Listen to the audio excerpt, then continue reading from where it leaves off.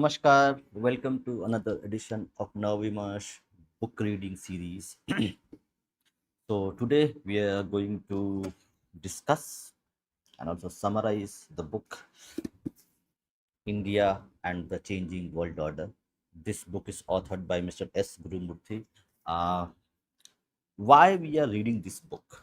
Actually, it's needs to be emphasized.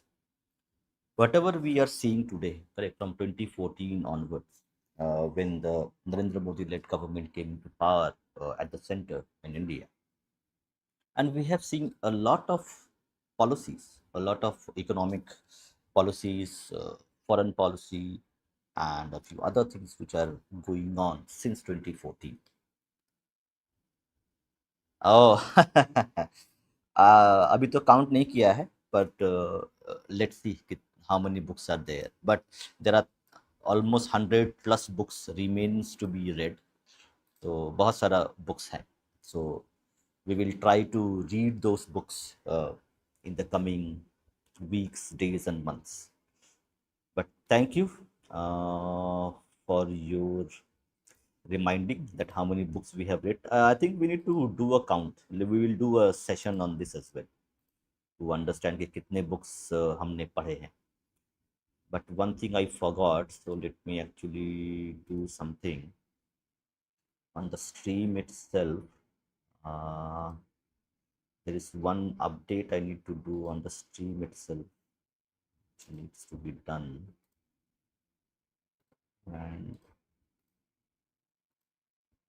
this is this. Okay, this is done. But this is a very important book. So why I was like having this book and skimmed through the book to actually discuss whatever we are seeing, the economic policy, the foreign policy, which the Modi government is now continuing for last 10 plus years and their third year in the government, and that we need to see how shape up. So actually to understand, like a lot of people see Indian policy from the Western lens. Okay. But there is an organization called Vivekananda Foundation. So Vivekananda International Foundation. So this is the very not much known, uh, not much discussed policy institute where a lot of policies are formulated and delivered to the government, and not too many people are aware of it because it's a very uh, like how would I say, not a very well known and well publicized organization, but they do play a very important role in the policy formations of Modi government, Modi led government, NDA government. So, in that sense, because this book is written by Mr. S. Gurumurthy, who is the ideologue of Sangh RSS, and a lot of inputs goes into the governing structure of the current government, and also it has gone into for the last 10 years when the Modi government came into power. So, in that context, this book is important to actually understand where we stand, what policies were there, and how the government sees the policies, how the government perspective of future of India. So, in that context, it is there. So, this book contains around let's say 9 chapters.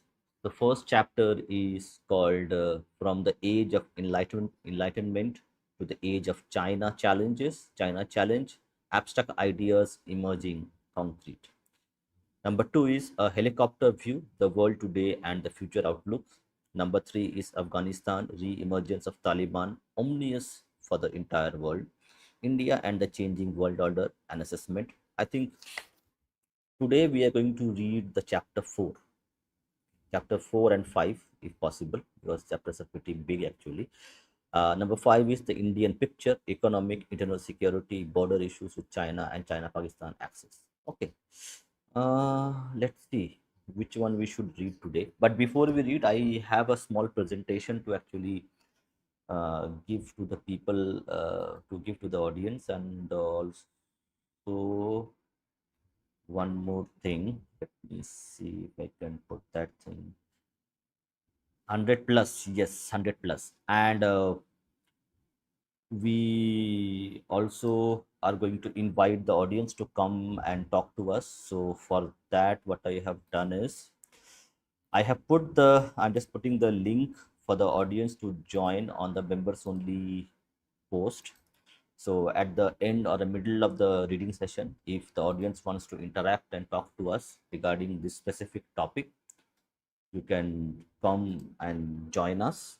Let me just put this stream link for the members only so that they can join.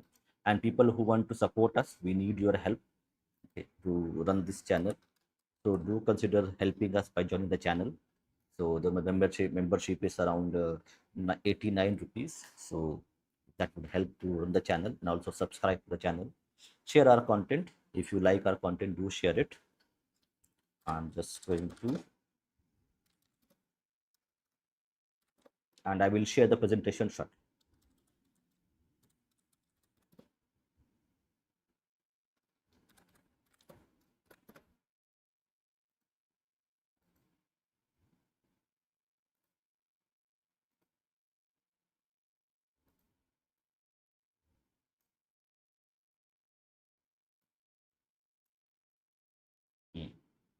Okay, that the link is there for the audience to join in the members only post.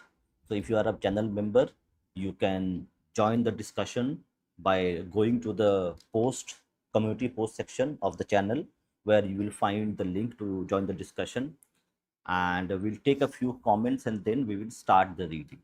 Okay, so we have Vyom joined. Hi Abhay, namaskar. Okay, so let's start the reading. But before reading, let me share the screen. Mhm. Okay, we have. Let me see if this works. Yeah. So do let me know if you can. Yeah, the presentation is there. So I'm going to go through the presentation. Do let me know if you can see the screen. I'll try to increase the font if I can. Let me just check. Not this one.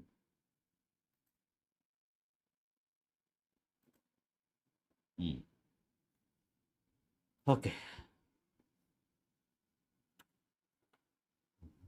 This will not be. I think we need to do one more. Let me open the primary presentation.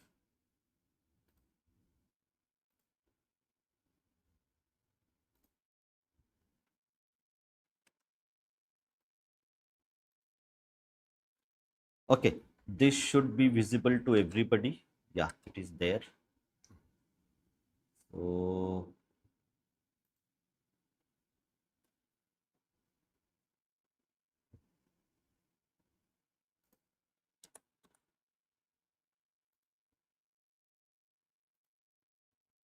So this is the presentation that we had created. So this is the book India and the Changing World, analysis of the transition to the Western universalism from multi-modern civilization future.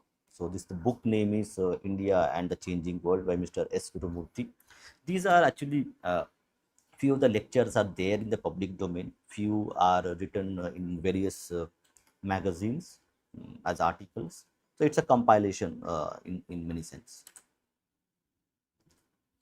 The central thesis of S. Gurumurthy's positions that the post-World War II world order is undergoing a global churn. We are seeing, correct? We are seeing currently the American hegemony is weakening. We are seeing the Middle East is going through a very volatile period. And since World War II, for almost now what almost 70 years. If 1940, 1940s was the Second World War, then we are almost in 70 plus years, where America was the unipolar power, the only superpower, and they have become the policeman of the world. But now we see that it is now being slowly the American hegemony power is weakening, and a multipolar world is emerging, where you have BRICS as the very potent alliance between China, USA, and Russia emerging as the global south, the global south powerhouse. And you will have multipolar world. So you will have America dominating the Atlantic, okay, and the North and South American continents. Russia will have its sphere of influence, and in the Indian Ocean, India is going to play a very pivotal role in terms of security and power projections. Its blue water navy is going to help in that sense. So there are few things. Civilization state. India must be viewed as a 5,000-year-old civilization, not a mere post 1947 nation state.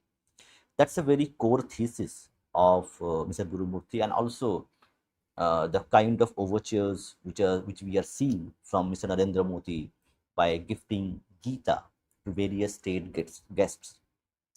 It shows that Mr. Narendra Modi is showcasing the 5,000-year-old civilization as a continued the Indian state which was created in 1947 is the is continuing the heritage of 5,000-year-old civilization which existed, rather than the American state which is 250 years old.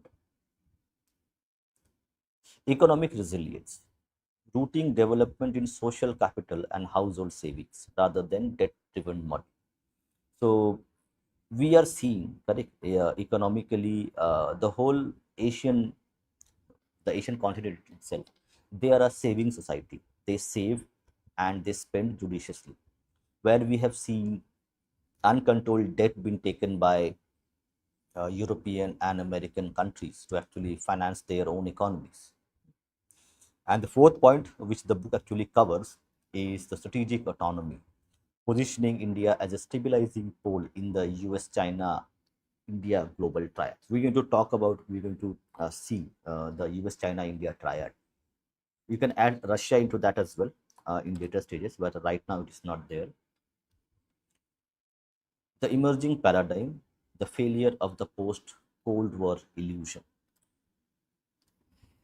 The collapse of global universalism and end of history critique. I think many people might know the famous historian called Francis Fukuyama, and he had famously proclaimed the end of history after the Second World War when America and the Allied were victorious, and the Western liberal democracy as the ultimate form of governance. But we have seen in the recent times the Russia-Ukraine war, the European economy is faltering, the American economy also not doing well, and the total, not total but partial collapse of the American hegemony as well. So there are 3 points which are here: the inability of the Western values to homogenize diverse culture, the Western, the American concept of liberal democracy, which will be able to actually conquer every cultural diversity, traditions, and triumph as the primary mode of governance culture, that has failed miserably. So the liberal democracy was not able to actually get infused with the civilizational values that the civilization states like China, India, Japan mm, inherit from their previous generations. The re-emergence of national identities over globalized citizenship. So this concept of global citizen, right, where your loyalties are not bound by your place of birth, your culture, your traditions, your faith systems, they do not matter in the liberal democracy setup. But as we humans, we need that grounding, reassure ourselves of our existence. A move from globalism back to internationalism. This is a very important term, globalism. Right? People might remember that a movie called Dhurandhar was released, and a very famous actor mentioned in his post that we are a global citizens, global humans, are not tied to our own culture, tradition, and place of birth. So it has, unfortunately, that didn't work. Rise of multi-modernity. Every civilization modernizes in its own mind, using its own cultural vocabulary. Very, very important to note that Japan is as traditional society as can be, but it is as modern and even more modern, more advanced than even few American or European states. The kind of technology that we see in Japan is something which even Americans and the Europeans can't replicate. So this Westernism is equal to modernism, which was sold to us for over 70 to 80 decades. It was false and it had to collapse. So it has collapsed. So accepting technology, efficiency, and scientific advancement as global tools, but not Westernization. Japan, Bharat, China, and also many civilization states in Asia, they have their own values. The liberal democratic values cannot be imposed upon these ancient civilizations who have lived for thousands of years. So, rejecting the imposition of Western social norms and enlightenment based secularism. Rootedness to rootedness. Civilizations like India, Japan, Russia modernize while retaining their ancestral traditions. Understanding the global churn. So there is a book by Mr. Sanjeev Sanyal called the Ocean of Churn, specifically the Indian Ocean, which was the heartbeat of ancient trade routes and which benefited Bharat and many other Asian and other countries. The churn refers to a period of transition where old power structures, G7 Atlantic led order, are losing grip while new ones, BRICS Indo Pacific, are yet to fully solidify.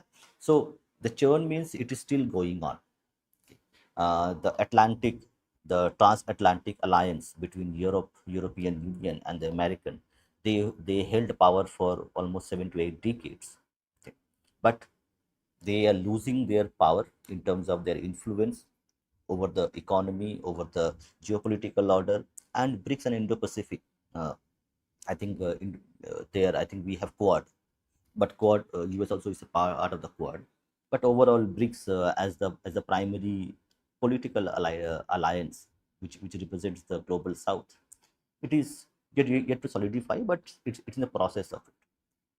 So in 1991 is a very important date when the Soviet Union collapses and US became the sole superpower.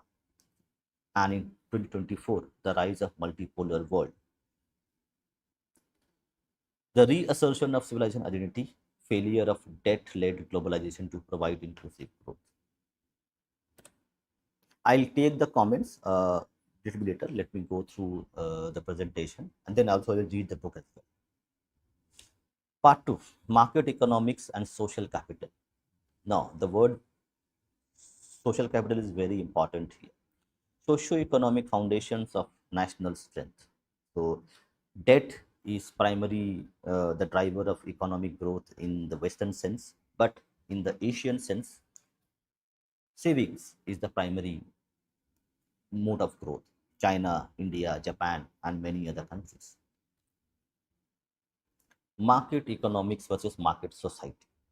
Gurumurthy makes a critical distinction borrowed from thinkers like Karl Polanyi. Market economics, an efficient mechanism for resource allocation and trade. Good, it's required. Market society, a state where every social relationship, family, trust, duty is for sale. Now, this is a very important part that we need to understand. The cultural values, the traditional values that Bharatiya society and even Chinese, Japanese, even Russians, we are rooted in our family traditions, in our stake at the family, at the even family which is the like you have a brother sisters, they all constitute one economic block. The primary distinction between the Western style economy, where every individual is an economic unit, but when we are talking about Bharatiya civilization, the Asian civilizations, The family is an economic unit, not an individual. So we did not need state-led handouts, welfare to actually take care, because we had a family, which was a kind of a social security net which was provided. If I lose a job, if somebody gets sick, the family takes care of it. You don't need the state to come and help you in that. You don't have to beg. So the Indian way, keeping the market within the social framework. Markets are important. So Bharat at once was 30 to 35% of the global GDP. We were trading. We were trading with the Greece, Egypt, and many other countries, with China, with the places in Southeast Asia. We were trading. So we know how the market works, but our economy was also rooted in that distinction of family as a unit, economic unit, rather than an individual. So keeping the market within the social framework, not letting the market consume the society, very important. The Western-led economies or economic framework of individual as a economic unit has destroyed the family structures, the birth rates of the Western societies, including Japan, which has lost its birth rates, South Korea, Europe, America, it has gone that route. But the way the dharmic approach works, it keeps the family as the primary focus, so that the society is stable and it prospers over a long period of time. India's bedrock, the savers economy. Indian, Chinese, Japanese, and even other Southeast Asian countries like Vietnam, where we save, we don't spend indiscriminately. After liberalization, we have seen in like in South Korea, in Japan as well, we have seen this uh, rot of spending a lot of money on consumer goods to make us happy for a few seconds. So the Western model is consumption at debt driven. If you can remember that America has a debt of around $38 trillion, and the American student loan is bigger than the size of countries' GDPs. The credit card debt in US is also very big. So the whole economy is driven by consumption and debt driven. While the Indian model is household savings driven, where the family saves to protect the future of the family and family members. Family units. Family, not the individual, is the core economic unit of Bharat. Gold and assets. India's massive private gold holding act as a silent national reserve, which is going to play a very important and pivotal role when in, in a couple of years, maybe 2030 or later, we will see gold as become the primary asset in terms of asset class holdings. Low leverage. Inherent cultural aversion to high personal debt provides stability. Market economics and market society. I think this is done. This is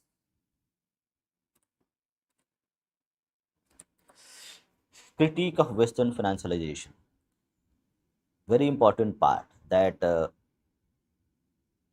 the family is not the family bonds that we share with our members, with the family members. They cannot be equated or converted into money. So the debt trap of the West. Gurumurthy analyzes how the 2008 financial crisis was symptom of a deeper rot, the decoupling of finance from real production, where the financial products became the primary drivers of economic growth rather than real products.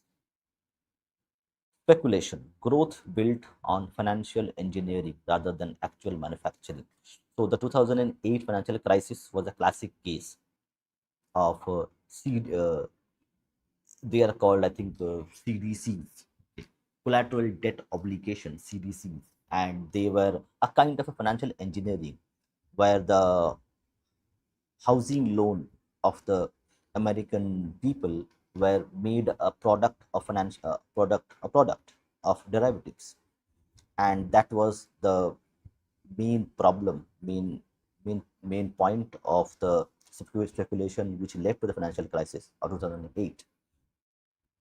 Short termism, quarterly profit obsession versus civilizational long term thinking. Yes, profits are important, but you cannot sacrifice your long term future just looking at the quarterly results. Fragility, high debt models collapse under the slightest interest rate fluctuation that we have seen in 2008. What happened? Part 3, the civilizational state, identity, pluralism, and strategic survival. Nation state versus civilization state. A nation state is a modern political construct with a fixed constitution and borders. A civilizational state is a living continuity of history, philosophy, and people. It encompasses the people, their ethos, their history, their culture. Continuity. India's core identity predates 1947 Republic. Shared mind. The common cultural markers dharma, karma, unity in diversity across geography. Inclusive rise. The rise of India is the re-emergence of its civilizational mind. This is interesting. Karl Popper, theory of the Indian context. Karl Popper is a very well-known political scientist.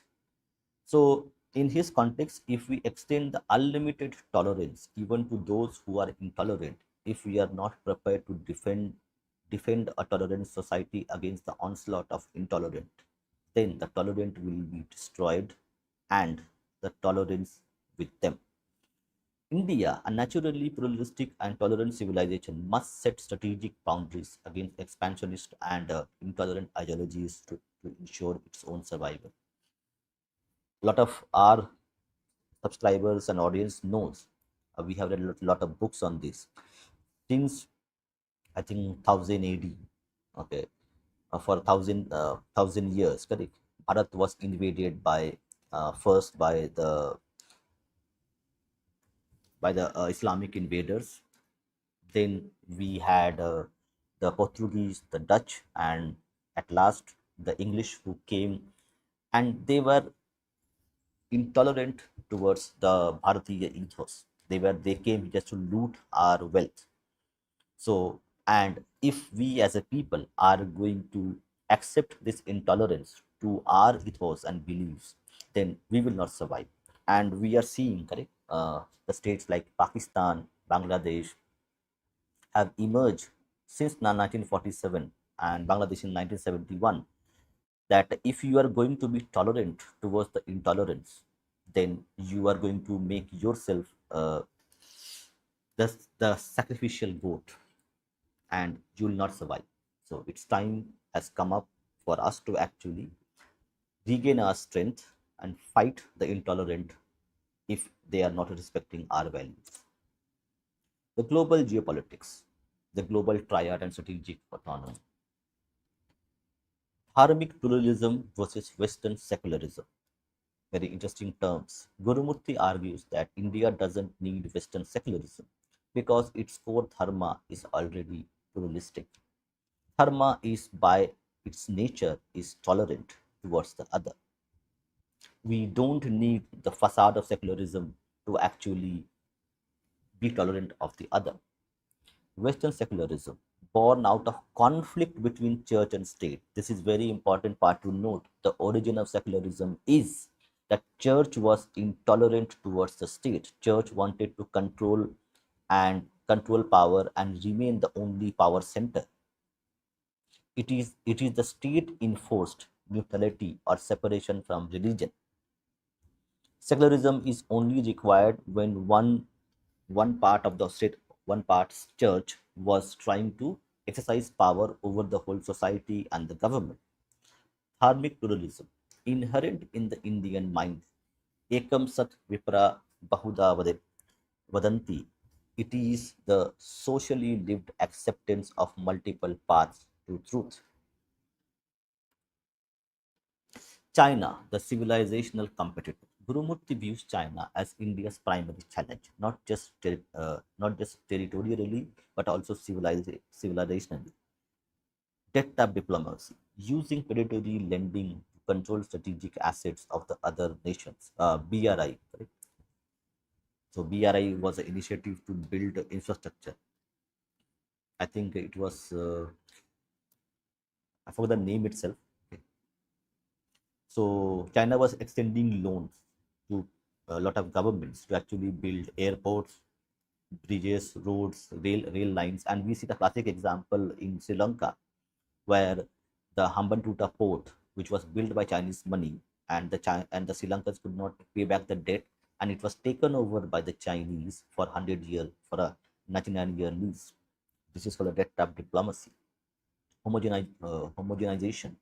The CCP's attempt to crush diversity within its own borders to create a monolithic state. We have to remember that uh, China is a state where the 90% of the people are native Han Chinese. The other people who are not ethnically Han Chinese, they are being discriminated against by the state itself. Strategic threat. The need for India to build strong internal resilience to counter China's outward aggression. We have seen the LOC, line of actual control, in Ladakh and also in Arunachal Pradesh, where Chinese aggression has played a role in the instability in the relation between China and India. And we have seen the Galwan uh, encounter, the Galwan incident, where the Chinese and the Indian forces fought tooth to knuckle with their bare hands to actually fight. So it's a challenge for Bharat. Defining strategic autonomy. So this is a very buzzword in terms of foreign relations, okay, that India exercises strategic autonomy. It is an ally of Americans in the Quad. It is member of BRICS, where China is a kind of an adversary, but China is a member of that as well. We also see India is a member of Shanghai Cooperation Organization, where China is the primary player. We see Bharat having free trade agreements with Australia, with New Zealand. A free trade agreement with also EU is on the blocks. So we see the strategic autonomy. India is friends with many people who are enemies of each other. Like China, Bharat has a very good relationship with Russia. Russia is a long-term friend of India. But again, Bharat and US has uh, enmity with Russia, but India is a friends with Russia as well as with America, where India is buying American weapons. So this is called a strategic autonomy.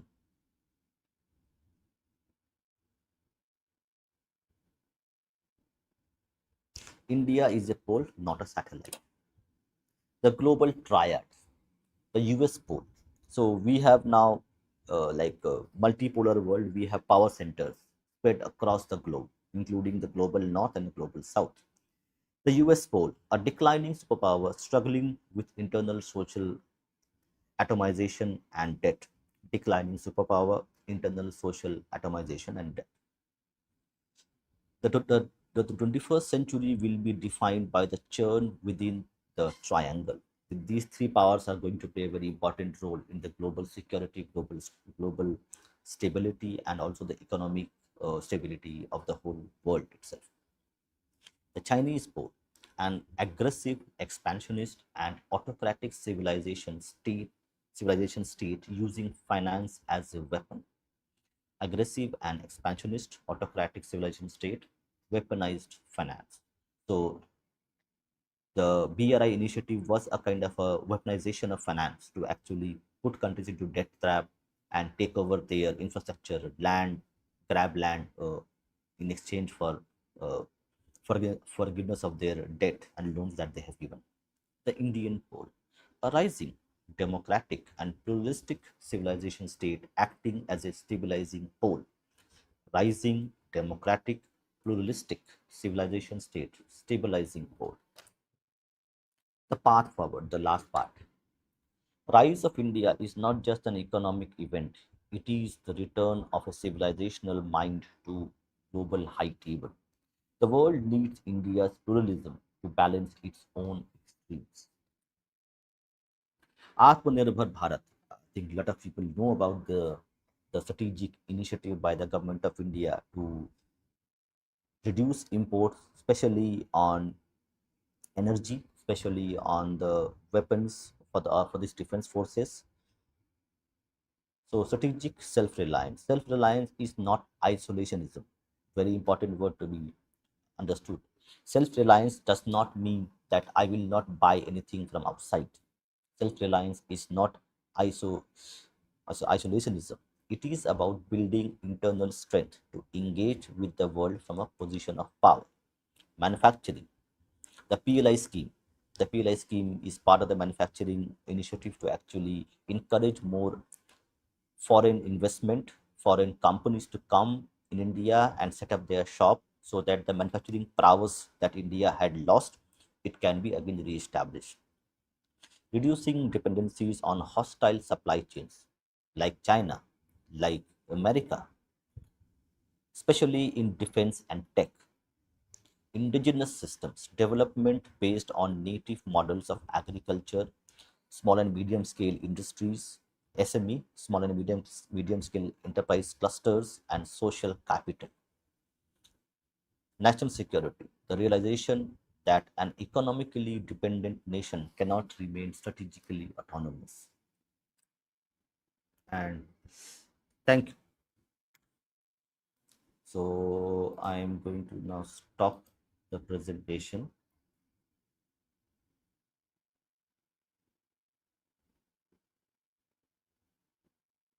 What happened?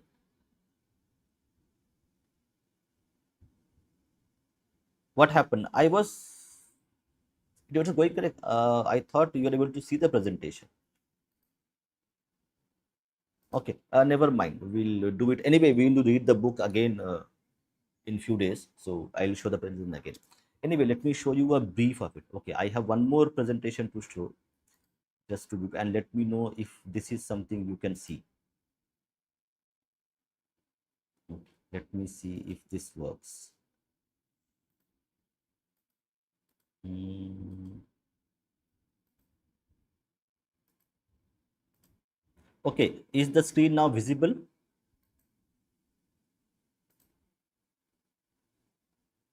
Okay, the path forward. Okay, fine, fine, fine. Then it is fine. I think rest we will actually discuss this the read. Let's then read the book itself, and I will give this presentation at the end of it. So let's read the book. Is as of now. Maybe some might be network issue would be there. So let's read which chapter. Okay. Let's look at the chapter number 5.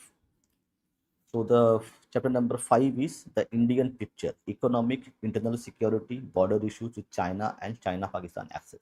I think we are seeing, correct, a lot of threats are coming, a lot of mm, happening in our borders.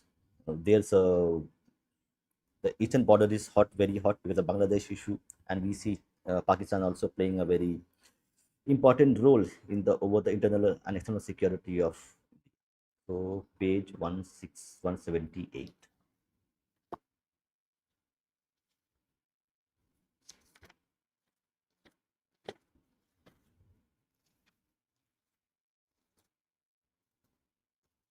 Okay, chapter 5, the Indian picture, economic, internal security, border issues with China and the China-Pakistan axis. So let's see what Mr. Gurumurthy has to say about this. Commencing from the quarter of 2020, remember in 2029 we had the COVID crisis, COVID pandemic, and COVID pandemic was a kind of a point of reset where a lot of economics, a lot of international politics, geopolitics shifted from its pole during that 2019 COVID pandemic. Commencing from the first quarter of 2020, India has been facing multifarious and intense challenges: external security, internal security, economic issues, geopolitical shifts, and a COVID 19 hit health sector, all at the same time. We do not realize that in 2019 when the COVID-19 hit, the kind of challenges Bharat faced at that time. Never in its history post independence has India faced such comprehensive challenges. What challenges are? These are external security, internal security, economic issues, geopolitical shifts, and COVID 19. So one, two, three, five issues are faced at the same time by a nation. Never in its history post independence has India faced such comprehensive challenges simultaneously. Some of them have far reaching transnational and geopolitical ramifications. It is necessary for us to understand the depth and the impact of these challenges to evolve.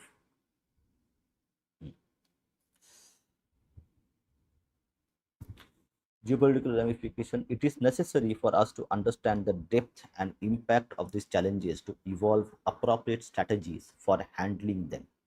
Any inappropriate way of handling would be a repeat of historic blunders like the idealistic, unrealistic, impractical, and unstrategic handling of neighborhood relations. External security and the internal economic challenges, particularly by the fledgling Free India's government of 1950s and 60s. The author is talking about the non-aligned movement, the communist policies which hindered the economic prospect of this fledgling nation. So when the 2019 in 2020, when the COVID pandemic was at its full blown impact, it was again a time for India to take appropriate steps because the mistakes which made by Mr. Jawaharlal Nehru in 1950s has cost us 40 years of economic growth, stagnation, and geopolitical status, which was a kind of a weak, vulnerable state. It was then now the time for Mr. Narendra Modi led government to actually take appropriate steps to the challenges again faced by Bharat after 1950s. The effect and impact of which the country is enduring even now. The 1950s and 1960s policies which were taken by the Nehru government still impact us today. Namaste, Ninar, Jashiram. Here is an overview of the challenges and the probable responses given the ecosystem in which the country is positioned. While in recent decades both India and China had comparable demographic strength, with China's lead getting narrower in recent times, the West preferred autocratic China over a democratic India purely for growth and profit. While both India and China had demographic advantages, India's democracy was considered a burdensome and difficult to handle, while China's autocracy was considered to be stable and easy to handle. After the reforms initiated by Deng Xiaoping in 1970s and following the death of Mao Zedong, while demography was in favor of both, West had an undisclosed view that democracy was against India. I think we all know about it, correct? That India is the elephant and China is the Chinese dragon. And China has efficiency and India has its bureaucracy to derail every reform that it had initiated. But with the West having burnt their fingers with the autocratic China, it is now turning to a democratic India. Now we are seeing a lot of foreign investment, FIIs, institutions investing large amount of money in the Indian markets. But since 1970s, especially 80s onwards, billions of dollars were invested in Chinese economy. But at the same time, the Indian market was ignored because it was termed difficult to work with. China versus India. Why India only grew when China flew? That's a very important term. Why India only grew? India grew at around 7 to 8%, maybe 7 to 8% at average since 1991 when it was liberalized. When China flew, China was growing at 14, 15%, sometimes 18%. So the China's growth was around 12 to 13% per year, and that was something like flying, where India was growing at a very slow pace. Even it was a very fast paced for a general economy, but China was flying. For those who debate why China and why not India, here is an insight. An article in Forbes magazine 2019 titled Politics, Productivity and Population.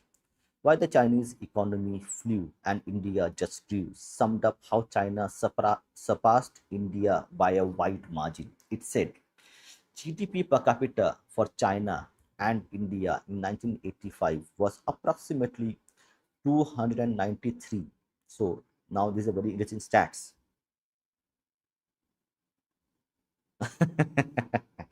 German language imposition नहीं चलेगी. The GDP per capita for China and India in 1985 was approximately 293 per person. So at 1985, the economies of both the countries were almost same. Both had the GDP per per capita income of $293 per person.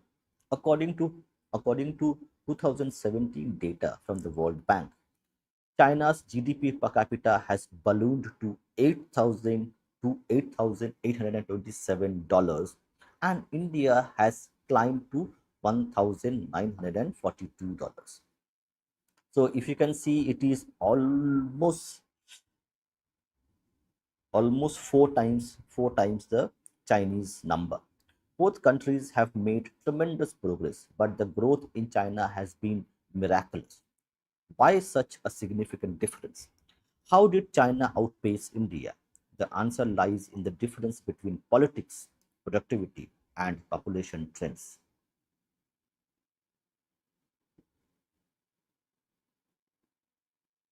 Okay, interesting.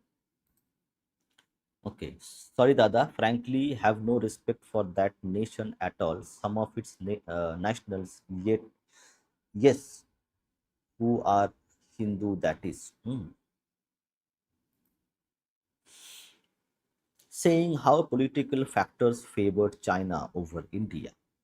The article compared the two and said about China. The Chinese Communist Party governs the country with few barriers. When the government decides on a course of action, few obstacles stand in its way.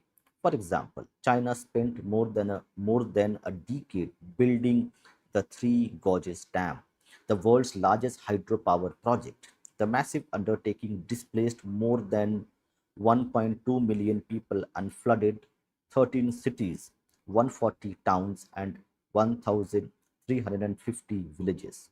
The dam, despite its enormous social and environmental cost, provides China with a source of clean energy and brought thousands of jobs to the Chinese interior. When it comes to rapid development on such a scale, an authoritarian political system is definite advantage. On India, it said India is a democracy. It has regional parliaments and a federal parliament with many assemblies. This system is all inclusive but a nightmare for development. It can take decades to make a decision. For example, it took 16 years for the Indian Parliament to pass a tax reform bill 2016.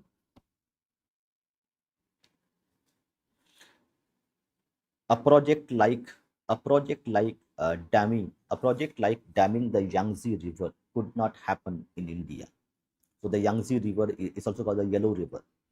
So where the Three Gorges Dam is built. So it is saying a project like damming the Yangtze River could not happen in India because of democracy as a bottleneck.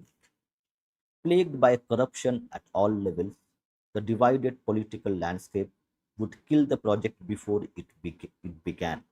Politics prevent spending on infrastructure. In comparison to Yangtze project, in China. Look at the Narmada Dam chronology. 1961, Jawaharlal Nehru laid the foundation. 1961, 1979, World Bank agreed to fund it. So, 1961, Jawaharlal Nehru had laid the foundation. 1979, it means almost 20 years it took to get the funding. 20 years. World Bank agreed to fund it. After again almost 9 years, 1987, construction began. 1989, Narmada Bachao agitation started. 1989, again 1995, Supreme Court stayed it after 6 years. 1999, SC allowed constructions up to the height of 88 meters. 2000, it allowed 90 meters. In 2002, it allowed 95 meters. In 2006, it allowed 122 meters. Finally, in 2019, the full height of 139 meters after 48 years. The Yangtze project displaced 1.2 million, while the Narmada project displaced between 60,000 to 150,000. China completed it in a decade, but India took 5 decades. This explains not only why China flew and India only grew, but also why the West preferred to ally with China that could fly and not with India which only could grow. Pretending to bet on China becoming a democracy in the future. The West preferred China over India, always a democracy. So in many of the circles, correct, especially Americans who had invested billions into the Chinese economy, there was a sense of illusion that once China becomes prosperous, so there is a term, there is an economic term, correct? So if a country has $5,000 in terms of per capita income, it has better roads, better health, better infrastructure, and if the country goes beyond $8,000 or $10,000 in terms of per capita income, it transitions into democracy. So they thought, and it was something which was a very concrete idea in the Western academia as well, that when the society becomes rich, it will become democratic automatically as a function of its prosperity. Mm. Okay, Vyom is saying democracy seems bad in all developing nations, and only richer states with old but strong institutions alone can sustain this, although not now given social media. Hmm. Okay, we'll take that question later, and maybe we can come and join and talk to us as well on this. I think, okay, Abhay is saying something. I think similar thing is being carried out in the Aravali case. Yes, it's very muggy and it's not very clear what's happening. So that is correct. That is the confusion which creates and which delays things. But I don't know about the. I've not done about the research on this, so I can't speak on that. But it can be a reality. It can be something happening like this. Pretending to bet on China becoming a democracy in the future, the West preferred China over India, always a democracy. The reason for China's flying rise was that the West, particularly US, found its autocratic order more suitable for the rapid growth of the market and demand which the West and it thought the world needed. The West found autocratic China more comfortable and welcomed it with both hands into the WTO, World Trade Organization, made huge investments in it, and even glorified China as almost an equal power. The intent of the West was more profit oriented than founded on any principle. Profit comes before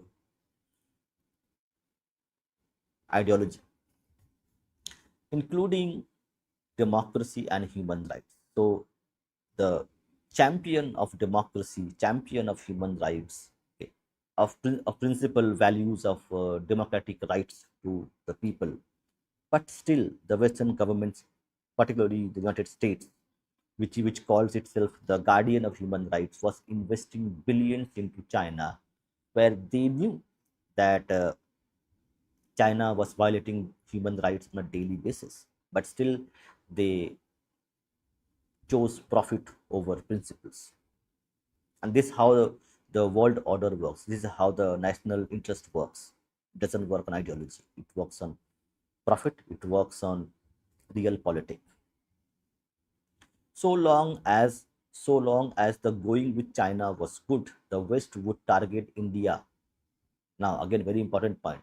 So long as the going with China was good, the West would target India on human rights and completely overlook China on Xinjiang and other human rights violations. The West found India's democracy cumbersome and preferred China in the long term economically, even though the West pretends now that it gambled on the premise that autocratic communist China would head towards and and market, but that failed to materialize. And the Economist magazine, 3rd March 2018, the West had no answers to why it preferred an autocratic China, trusting it became the democracy over India. So the West was only pretending that okay, somewhere down the line, China will become democratic, and they use their academics, their intellectuals to propagate that propaganda or the narrative that soon we are investing now in China, and China is autocratic. But soon after China reaches $10,000 of income, or maybe $50,000 of income, 50,000, it will automatically become democratic. That's how narrative game is played. But all the way, we know that profit was the primary motive, not anything else. Principles. Today, the West and its allies are reworking their maths to decouple from China. Today, the rise of an autocratic China is a nightmare for the West. The West is realizing that discounting India's democracy politically and economically and preferring China's autocracy both was wrong. Having declared China as a systemic adversary, the West and its allies are furiously reworking the math and to cost benefit to decouple themselves from the complex multilateral trade, commercial, financial, and technical architecture they have built with China during the decades of bonhomie, bonhomie with it. The decoupling will mean an ever increasing supply chain shift from China in the coming decade and more, as coupling has taken at least a decade, if not more, to cement.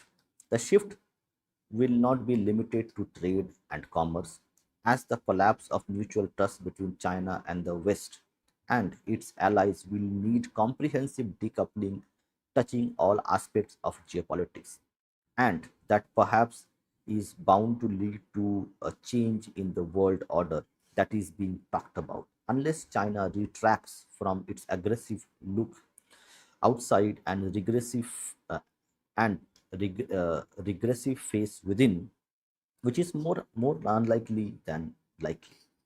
So China will not regress, but it will maintain its aggressive posture.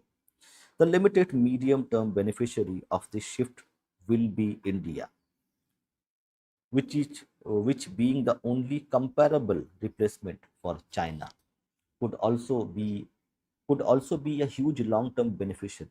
But this cannot be without equally high short and medium-term risks for both West and India. And it will also involve bureaucratic and policy changes. Important terms: bureaucratic and policy changes. The West, the world, the West and the world need India's democratic polity and demographic strength for growth, stability, and world order. Post World War II order led by the West was founded on the Cold War between socialist and free market nations. which was not exactly the dividing line between democracies and autocracies, as many socialist nations like non-aligned India were democracies, while some Middle Eastern and Latin American nations that are aligned with the West were autocracies.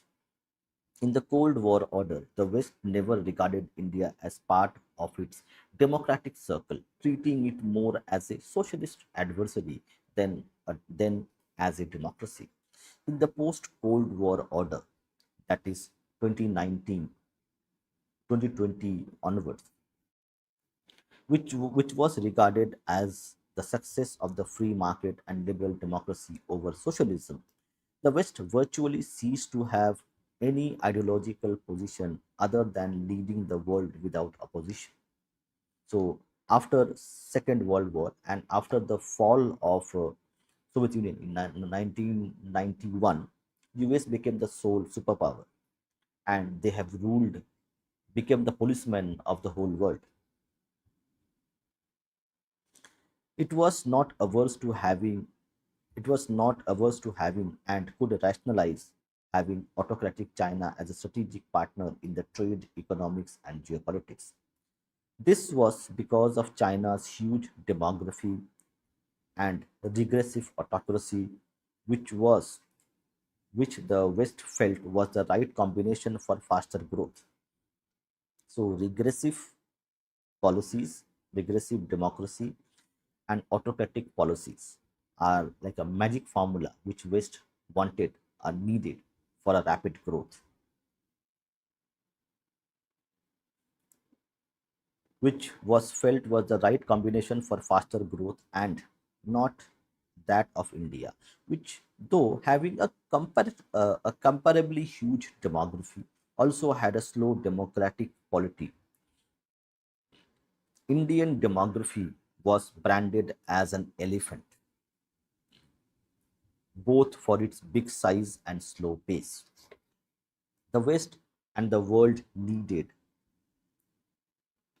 let me see. Fine. Sir. The West and the world needed and will continue to need a huge demography to drive its and the world's growth on which its stock market's value rests. In the perception of the West, demography was the strength of both India and China, but it saw autocracy as China's strength and India's democracy as a sign of its weakness. Now, however, it perceives things the other way around. It sees autocratic China as a danger and democratic India as its ally. With the world polity delicately balanced, almost 50-50 between democratic nations of all hues and autocratic countries of all kinds. The huge demographic strength of India and its vibrant democracy are being perceived by the West as necessary for growth, stability, and world order, particularly when it is decoupling from China.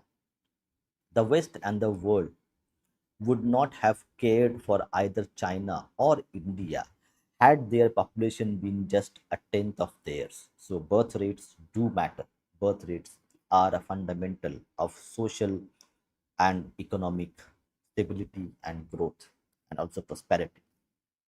Indian democracy and demography in the emerging perception of the West are the right replacement for the Chinese demography and autocracy for the future world order. Several reports and studies that appeared between March and May 2021, which include the UBS Evidence Lab CFO study, the Bloomberg report, the Information Technology and Innovation Fund research, and the Quina report, all of which uniformly pointed to the US and the West shifting from China to India, as will be explained in the detail, detailed later on.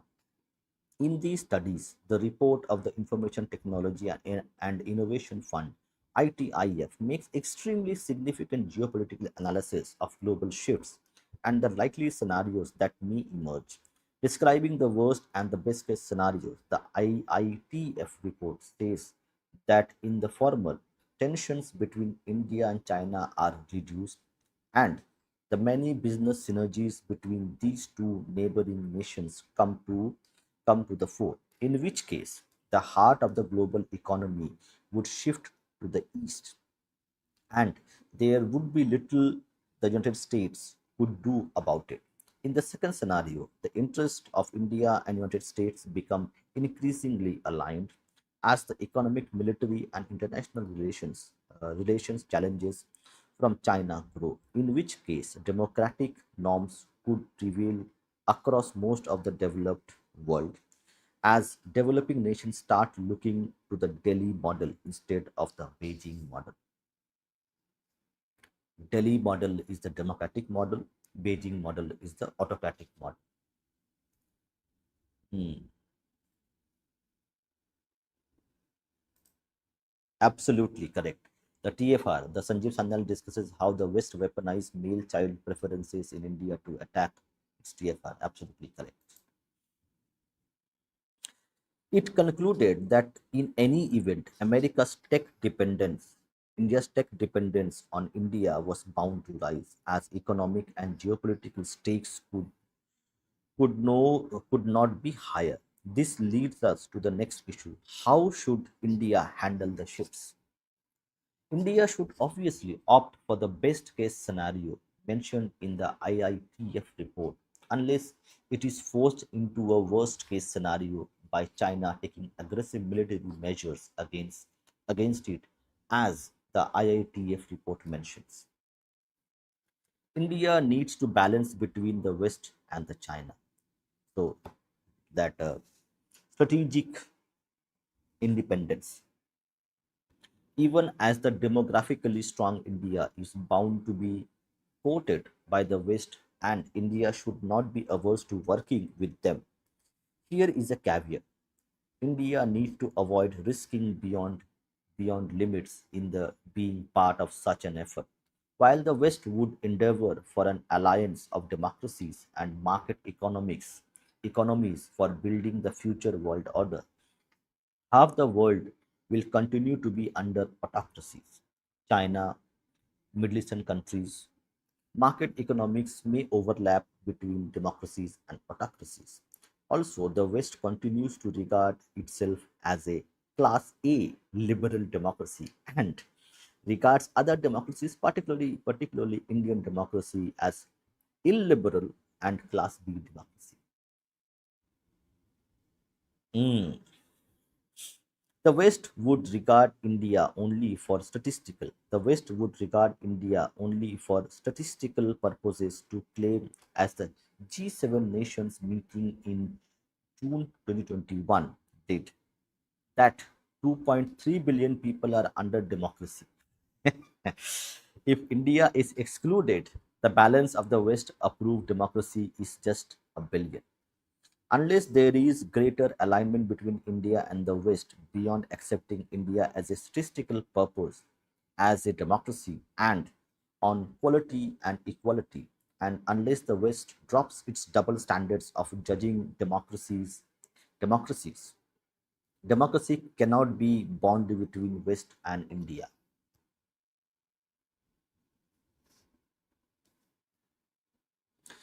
There will This will call for change in Western perception of ultra individualism. Very important point.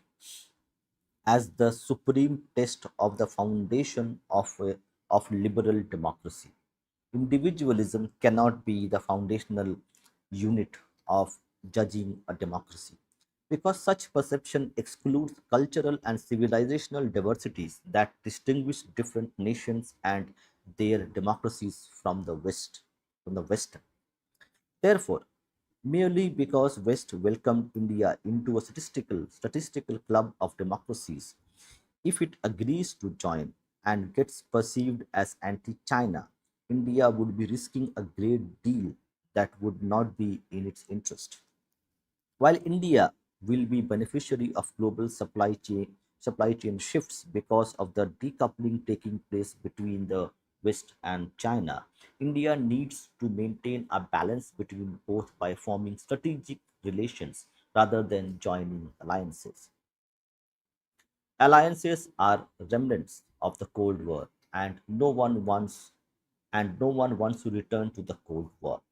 It will not be in India's interest to be part of an explicitly anti-China order. Now, when we were doing the presentation, we thought about strategic autonomy. That is what we are seeing.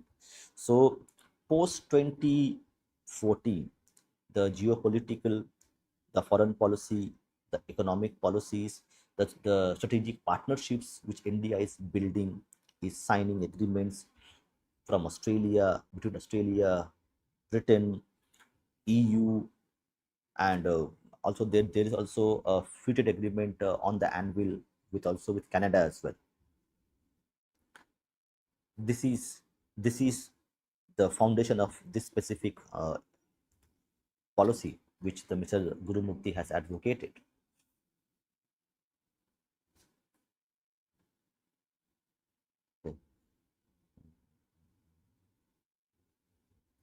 It will not be in India's interest to be part of any explicitly anti-China order, or to have a sworn enemy of China's size and power along its 4,000-kilometer long, treacherous, and mountainous border. India would need strategic trade, economic, and political relations with individual nations, free trade agreements with United States, Canada, New Zealand, Australia. So that is the policy that we are seeing now. So whatever we are seeing now, correct? So these are the policies which are being formed and being worked upon over a long period of time. A free trade agreement takes maybe 10 to 12 years to come into fruition. So whatever we're seeing today is a kind of a policy which was of the government for last decade. India would need strategic trade, economic, and political relations with individual nations which would aspire to work with such a huge demographic economics and avoid any treaty with them that would make China their avowed enemy, while being prepared militarily to face any threat from Beijing. India's delicate balancing act is particularly needed because of Pakistan's visceral hatred of it and its willingness to be China's shikhandi. Shikhandi. Hmm. India, on its own, by design or omission, should not invite open enmity with China. A lot of people say why India doesn't give the so-called gali to China every time, because international politics, geopolitics is done with keeping the future in mind, not the present. The first principle of managing adversarial relations is don't declare anyone as enemy. And the next is never allow anyone to declare you as an enemy. Again, I will read these two sentences, very important.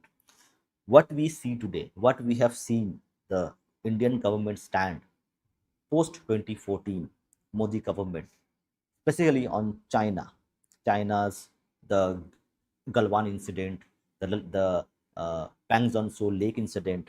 We have seen a lot of skirmishes between Chinese troops and also Indian troops happening over the past decade. But how we look at it, how the Indian state looks at it in terms of policies for the future. So it mentions the first principle of managing adversarial relation is don't declare anyone as enemy. Do not declare China as an enemy, but we do declare Pakistan as an enemy state. Why the difference in the policy between Pakistan and China? And the next is never allow anyone to declare you as an enemy. Engage with China so that China doesn't have the excuse to declare you as enemy of China. This is foreign policy. This is geopolitics. This is foresight. The first one, the first one is in one's hand. India not declaring China its arch enemy. On the other hand, though the other is not, India cannot just force China to tell, okay, you should not declare me as an enemy. Geopolitics opens up medium to long term Geopolitics opens up medium to long term opportunities for India to gain on India's demographic and democracy. Western nations, for their own strategic reasons, were forced to open up medium to long term opportunities for India like they did for China decades back. How the Western countries, including Europe, including US, had invested billions of dollars in 1980s when 1970s China started liberalizing, and from that onwards, 1980s onwards, there were literally billions and even trillions of dollars were invested in Chinese markets by the European and US US who actually invest. The same thing is now happening with India. India, therefore, needs to take full advantage of these favorable tailwinds that will make her move forward fast. She must realize that the reason for change is that the West needs India. Very important line this is. She must realize that the reason for change is that the Western nations, the European bloc and the American bloc, the North American bloc specifically, West needs India more than the latter would need the former for balancing the world order in favor of democracies which are facing effective competition for power for the first time from autocracies.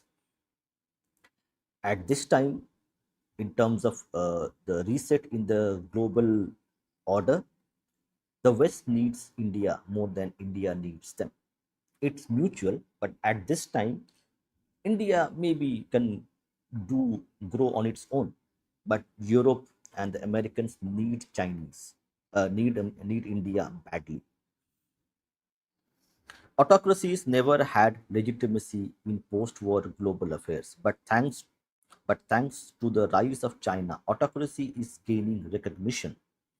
The legitimacy that China provides for autocracy is the real geopolitical issue for the West. Minus India, democratic geography. Minus India, democratic geography. It means nations where democracy is the primary mode of governance.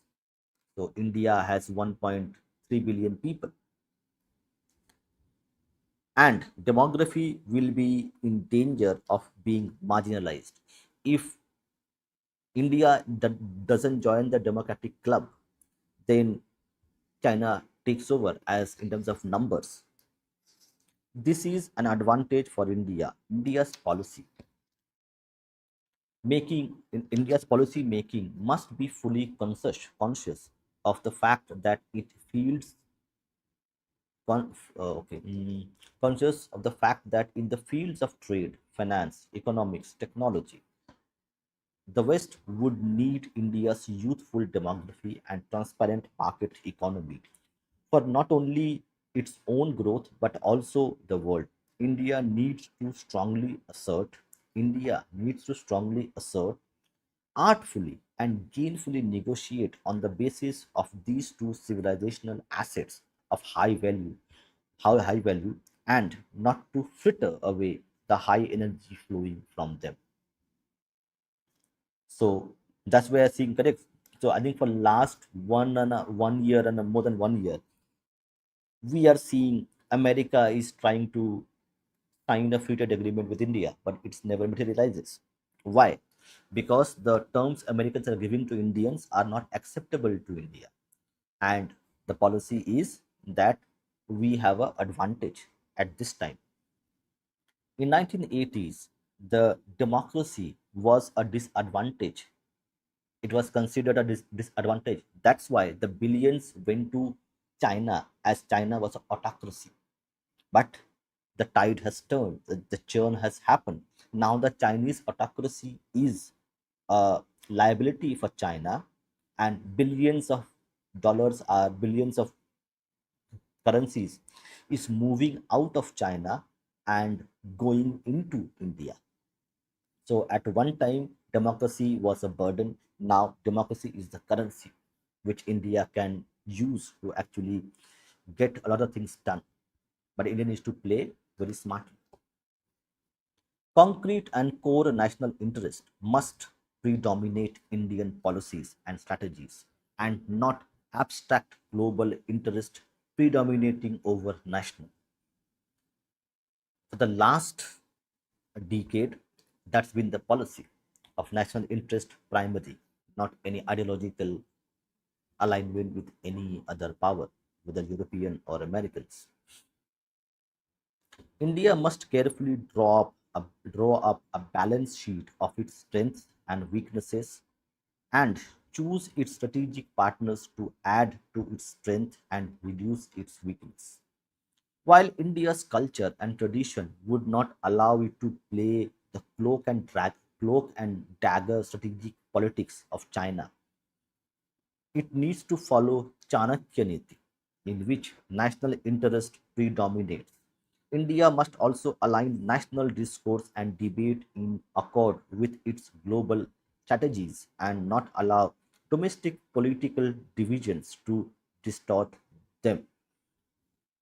Now, a lot of people might tell me, okay, we have seen the UPA 1 and UPA 2 governments from 2004 onwards, and these two terms, UPA 1 and UPA 2, these two terms made sure that India was politically irrelevant. Economically, India was considered the fragile five economies.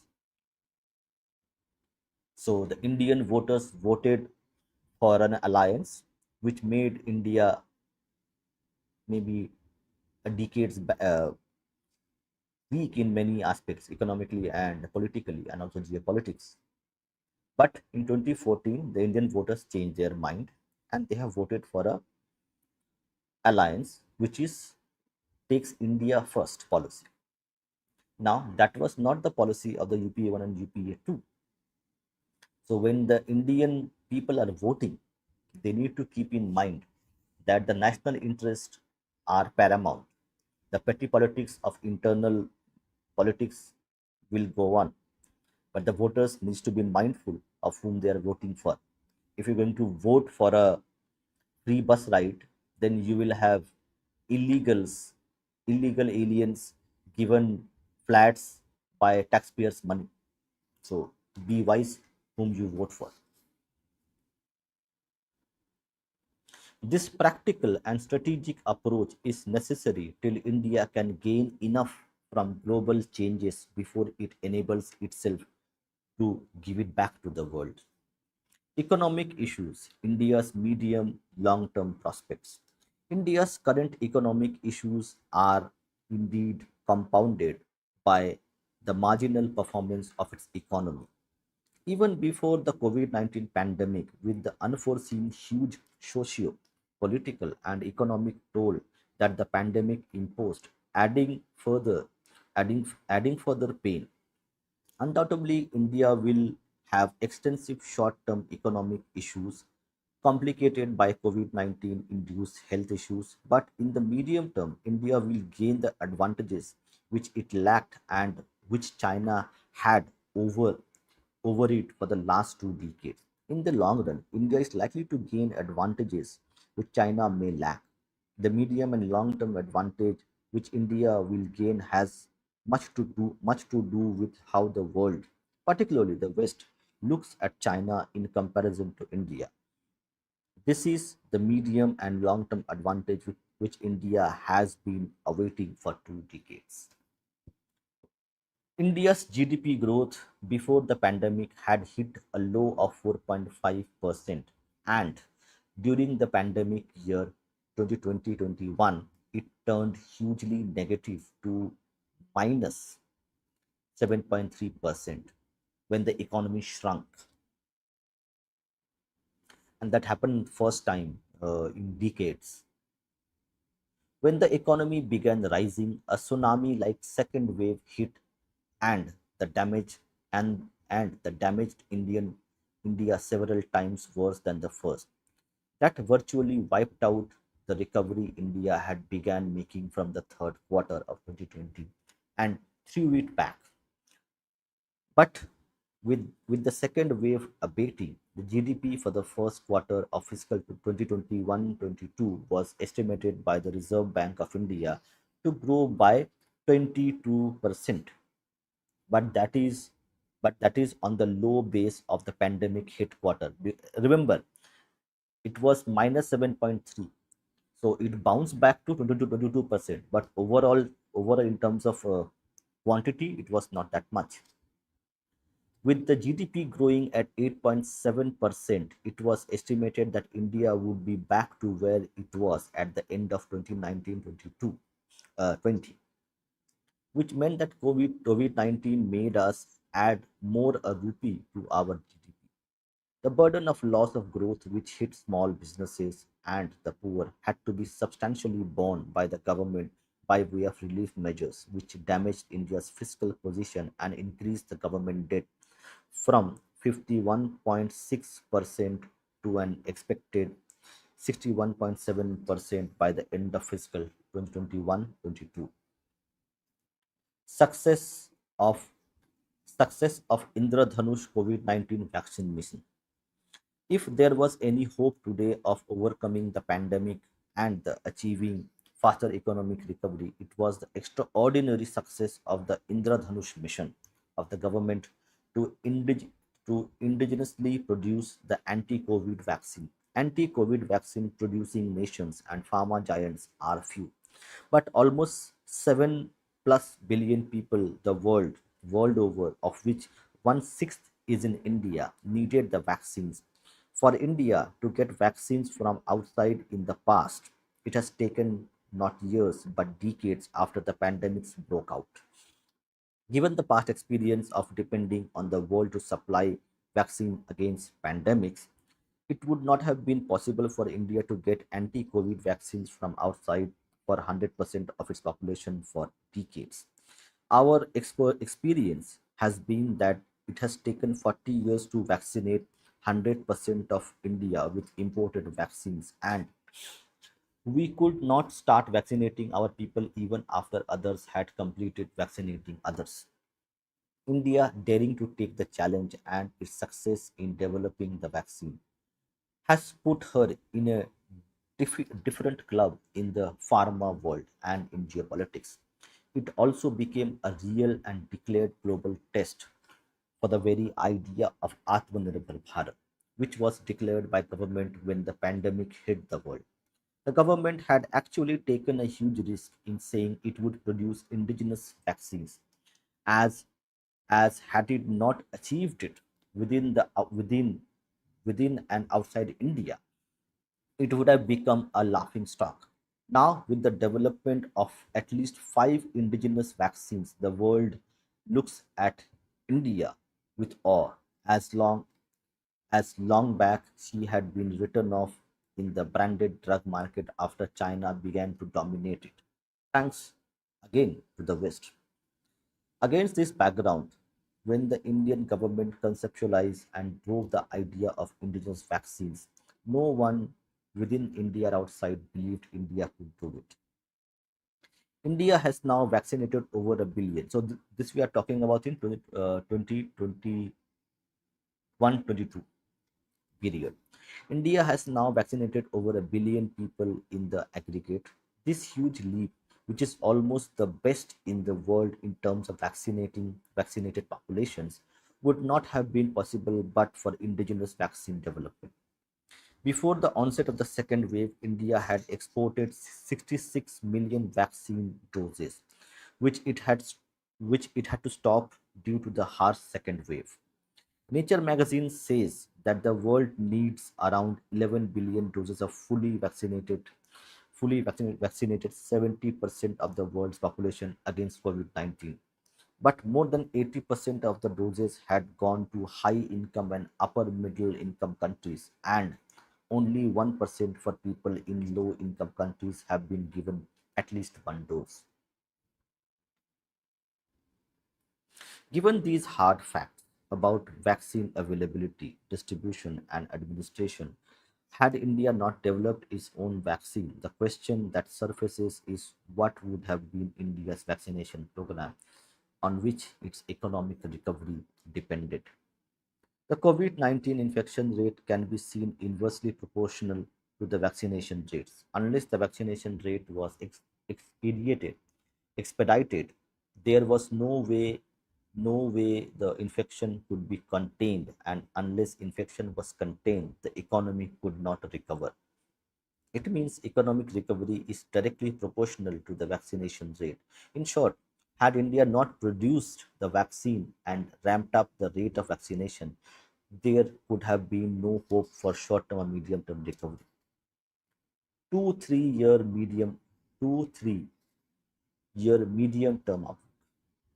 The medium term outlook for India's economy seems strong for the various reasons, domestic and global. Medium term growth prospects are led by exports, pent up demand of the period manifesting in the current year, rise in startups, IPOs and FDI, huge global shift, and other favorable factors. The Indian economy has undergone several major reforms in 6 years, some of which certainly were shocks that affected growth in the short term. Demonetization, GST, digitization, Jan Dhan Yojana, and direct benefit transfer, and Mudra credit, to name a few. Demonetization, Jan Dhan Yojana, direct benefit transfer were major reforms which made GST possible. But all this meant closing closing wrong ways for the doing business and governance. That also affected growth as informal funds generated by wrong activities. Okay, interesting. This is very interesting point. Demonetization, Jan Dhan Yojana, and direct benefit transfer were major reforms which made GST possible. But it also meant closing wrong ways of doing business and governance. The It means about the black money or the unaccounted money which was generated by bribes, by many other illegal or unethical means. That also affected growth as informal funds generated by wrong activities, criminal, hawala, money laundering, all those things were funding were funding MSME, medium scale MSMEs, which got starved of funds on one side and on the other. GST too suddenly attempted to formalize informal business and formal funding for that sector, which did not match their needs. This certainly affected growth, but that was the cost to pay for the extensive formalization of the huge informal economy. But before the economy could fully benefit from the transition from informal to formal mode of business, the pandemic struck, which added to the pain of deep reforms. Also, throughout of gear the entire range of economic activities. There are clear and positive indications that the Indian economy is gaining momentum. Some pointers are exports rise. The rising exports, in which the impact of the global shift is also seen, tend to indicate its emerging role in the short and medium term growth prospects of India. The exports of the first quarter. Okay, I think we can skip this chapter because this is may not be as relevant. Okay. And let me see some interesting parts which we can read, because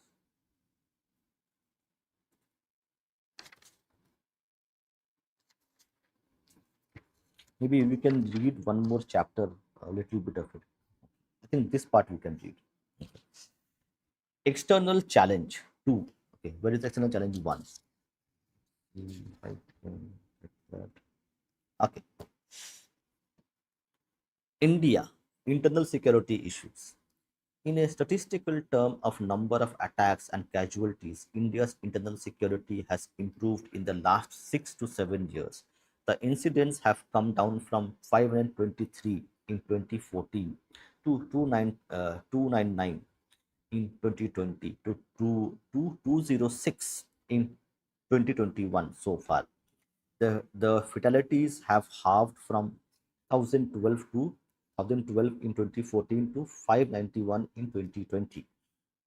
to 375 in 2021 so far. Civilian casualties have come down in three-fourths from 400 in 2014 to 106 in 2020 to 70 in 21 so far. Casualty of security forces has come down from 167 in 2014 to 106 in 2020 to 75 in 2021 so far. The number of insurgents killed has also come down marginally from 441 in 2014 to 385 in 2020 to 230 in 2021. So far, suicide attacks have become rare.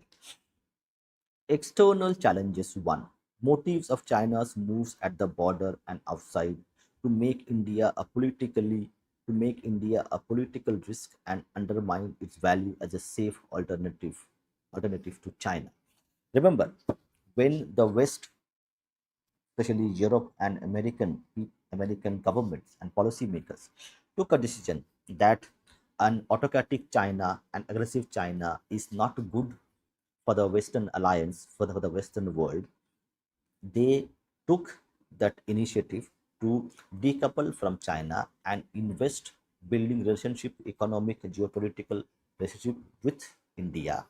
Then China had to react. And how China would react? China would make the border hot, especially the eastern and the western borders in Ladakh and also in Arunachal.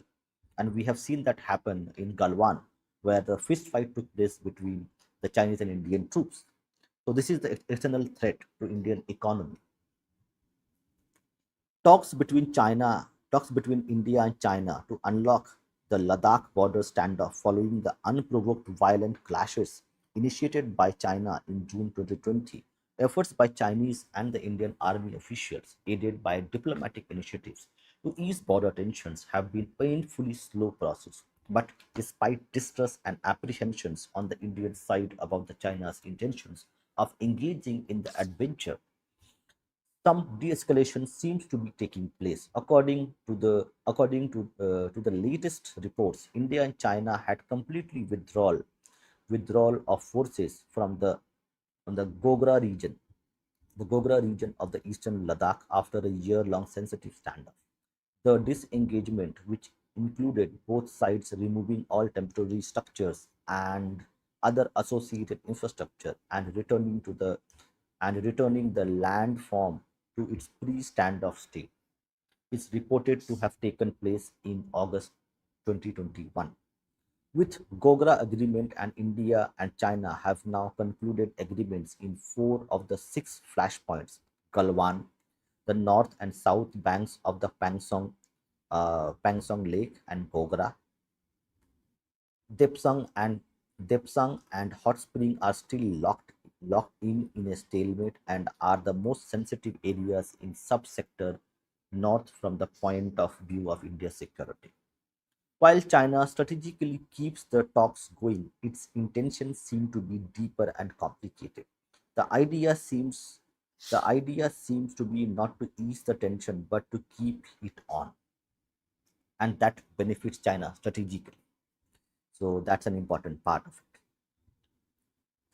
China's motives at the border are not so much to assert its border rights as to keep the mind, the time, and efforts of India occupied and kept away from a full thrust on critical issues, including internal security and economic development. We can take a cue from this what's happening today in Bangladesh or East Pakistan. Hi Rishabh. So how the external geopolitics works. China keeps the border hot whenever it wants, so that the India's energy, the government's energy, is focused on that part, but rather than on the economic growth and also on internal security, because you have limited resources, you cannot spend all of it on the border.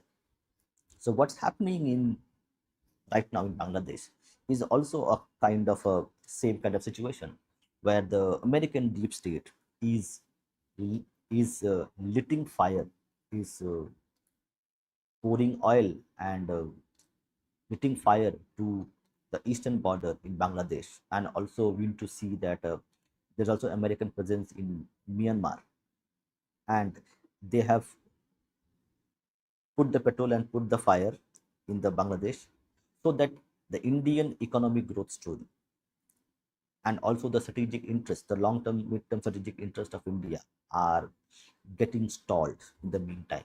Remember that there is a corridor being built as part of the Look East policy, where the from Calcutta, from Kolkata to the northeastern states, to Myanmar and Thailand. There's a corridor being built where the economic integration of Southeast Asia with India is going to take place. So that is part of the Look East policy, which was there in 2000 onwards when Vajpayee was in power.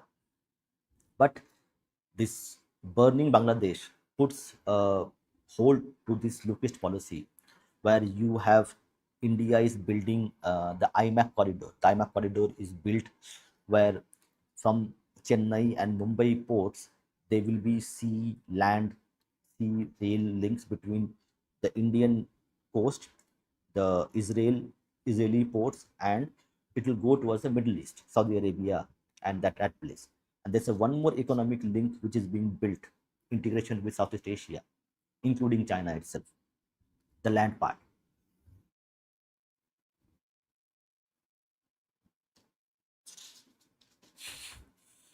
Okay, Rishabh. Okay, Rishabh has one interesting point. Also, if you spend on defense in the mountain, you cannot focus on the Andaman. Absolutely correct. And the Andaman base is very important strategically and also economically, because the economic might of Singapore is because of its location and the port. And if India can be a kind of a alternative to Singapore port, then the economics is outweighs everything else. Yes, that's called the IMAC corridor. But very importantly, see, remember, uh, the distance between Kolkata and Bangkok is 2.5 hours by flight. And if you remove China, you have markets of Malaysia, Thailand, Cambodia, Vietnam, Laos, and these are highly dense populations. So for the growth of the eastern side of India, from the eastern side of the northeast itself, northeast and Kolkata and Bihar, all these areas, they need this access to the markets of the Southeast Asian nations to become economically viable and prosperous. And for this, and that's why you see the Bangladesh is being burning for, they have lit fire to this place so that this integration can be stopped.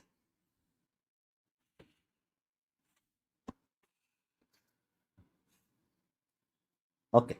Hmm.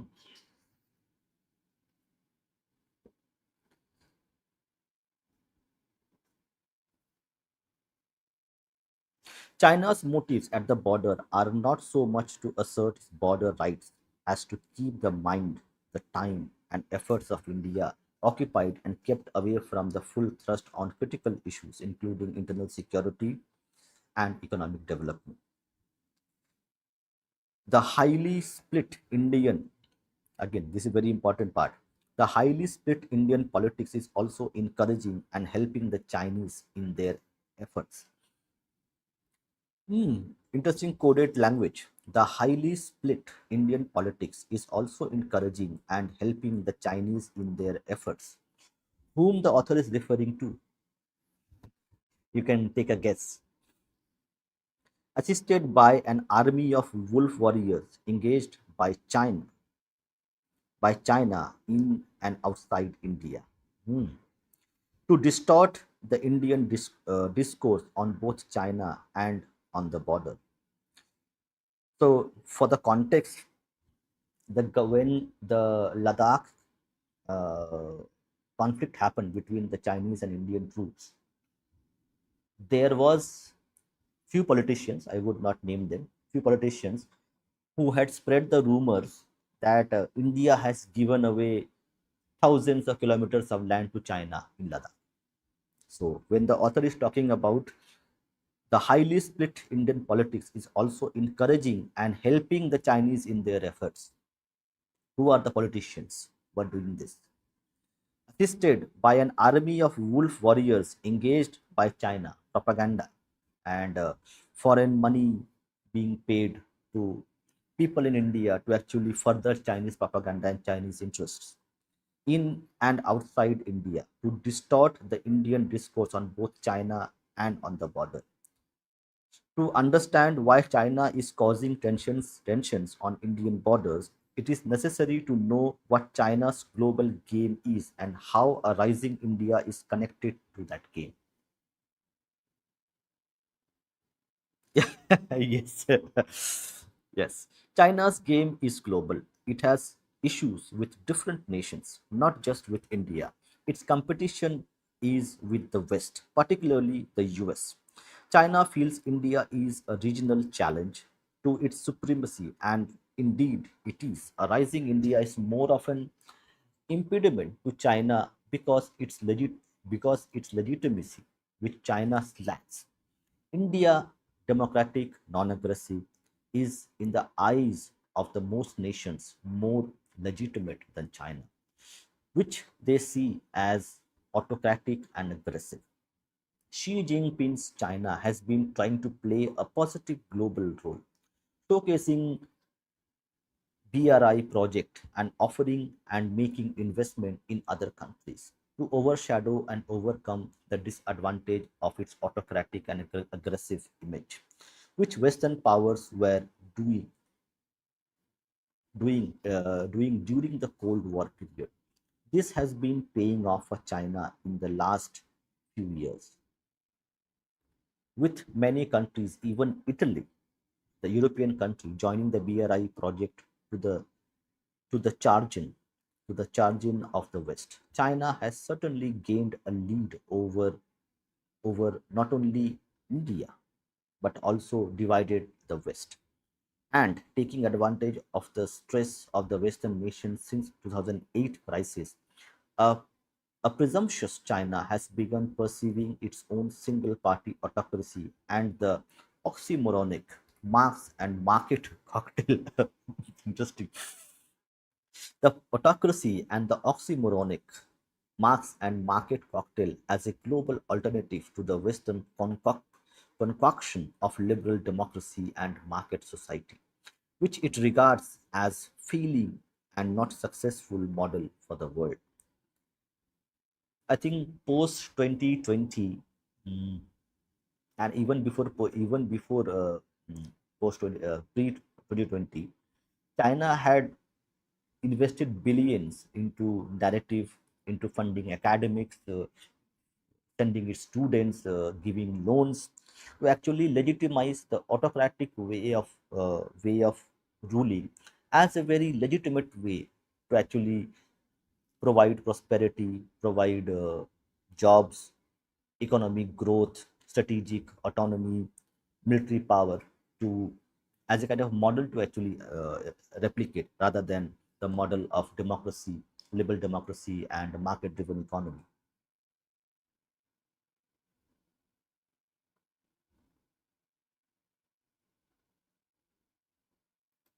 Mm. Correct, correct, correct. This is a serious and dangerous game from which China does not seem to have a retreat option. So China's wolf warrior diplomacy is very famous. Now it has been toned down, but 2020 or pre-2020, it was a kind of a Chinese policy, foreign policy arm, the so-called wolf warrior policy. In the in the kind of risk China has taken to position and push itself ahead of even the West, India is not presently a challenge to China militarily or economically. Why then? Why then is the Chinese army at India's borders? It is certainly not to reinforce its border claim by forcibly redefining it. The border dispute, which has been hanging for decades since before 1962 war, needs no urgent army action. The reason why China is at India's doorstep is because of the change in Western perception. Nothing happens in international politics, geopolitics without a reason. Why the Chinese army was at the border of India in 2021? Because of the West perception of India as a credible alternative to China in terms of its democracy and in terms of its market access. In Western perception about China, that it is more safe with it and is looking at India as a safe alternative, as also a change in China's worldview that the time has come for it to shed its reservations of becoming a global power for which India may be an impediment, if not a competitor. China does not see India as a military threat in the short or long term, but given the challenges in the challenge, given the changes in the West West core China, it certainly would see India as a medium to long term economic competitor. Therefore, it has to undermine India as a safe and peaceful destination for those seeking alternatives to China. China might not mind other nations growing, but not India. As given the latter's demographic size and quality, its size might well provide prejudicial might prove prejudicial to China's interest. Therefore, with Pakistan at the Therefore, with Pakistan at its back and called to work with it, China's moves at the border seem to be calculated to create the threat of a possible two-front war against India that will increase political risks in the minds of countries and investors seeking out India as an alternative to China. In short, China would not want India to be a safe alternative to it in the calculations of other countries, particularly Western countries. But China's efforts to disturb India on the border and otherwise may also prove to be its undoing. It's a dicey game China played because China doesn't want a war with India. But if India takes the bait and fights a war with China, then China's economic prosperity, economic power and muscle, which they have built over 3 to 4 decades, would be vanish in one war. So it's a game of cat and mouse which China had played at that time. But China's efforts to disturb India on the border and otherwise may also prove to be its undoing. In its own interest, China should work for the best case scenario described in the ITIF report cited earlier, namely that if there is reduction in the tensions between the two, China and India, the many business synergies between these two neighboring nations come to the fore, in, in which case the heart of global economy would shift to the east and there would be little the United States could do little could do about it. That will be the rise of East and the decline of the West, which Xi Jinping has talked about. In case of tensions between the two, the ITIF said the interest of India and United States will become increasingly aligned as the economic, military, and international relations challenges from China grow. In which case, democratic norms could prevail across most of the developed world as developing nations start looking to Delhi model instead of the Beijing model. It may not be it may not be its own interest for China to have tense relations with India. President Xi seems to realize this for he advised the PLA senior echelons along similar lines after his first visit to India in 2014, during which the PLA had intruded into Kumar. On the other hand, India has to give deep considerations to its China policy, which is no more in substance a bilateral one. So, the China India relations is not a bilateral, it has a third dimensions, the perspective of European and American powers. Even though India has overcome its psychological disadvantage of the 1962 war setback, China's vast military and economic growth and emotional loyalty of Pakistan to China makes India's position unenviable in external, even internal security in Kashmir and elsewhere through Islamic identity. The strategy of China seems to be simply to keep the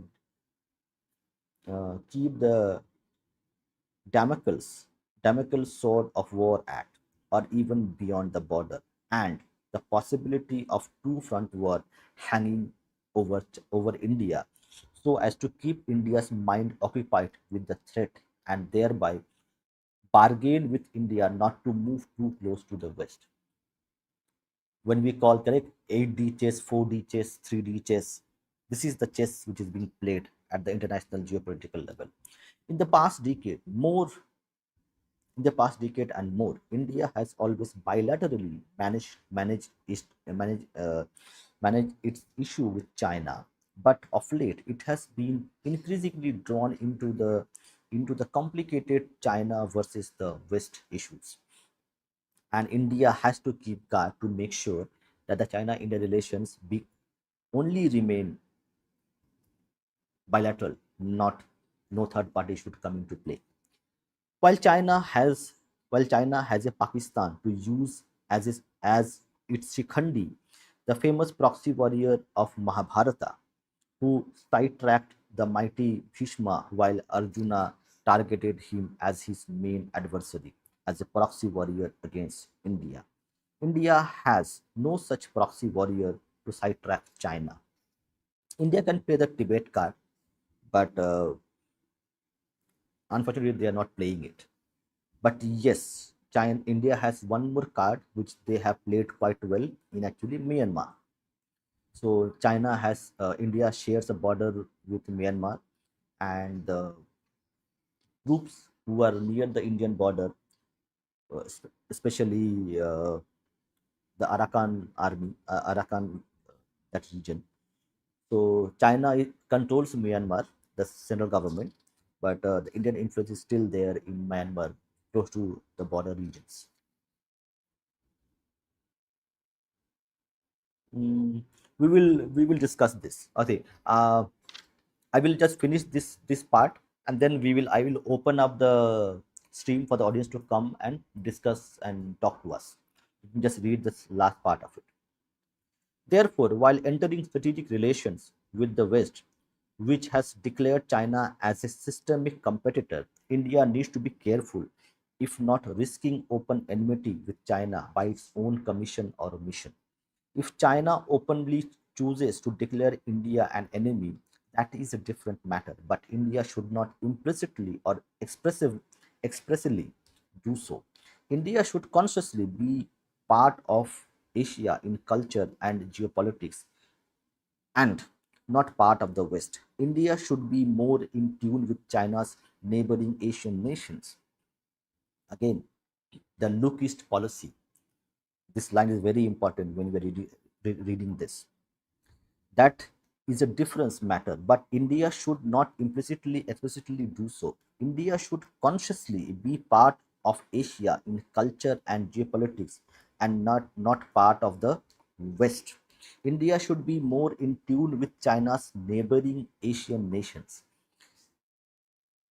India doesn't have a whom Pakistan equivalent whom it can play against Chinese, but India can, by extending its geopolitical influence, its trade, its economic relations with China's neighbors. Who are China's neighbors? Cambodia, Myanmar, Thailand,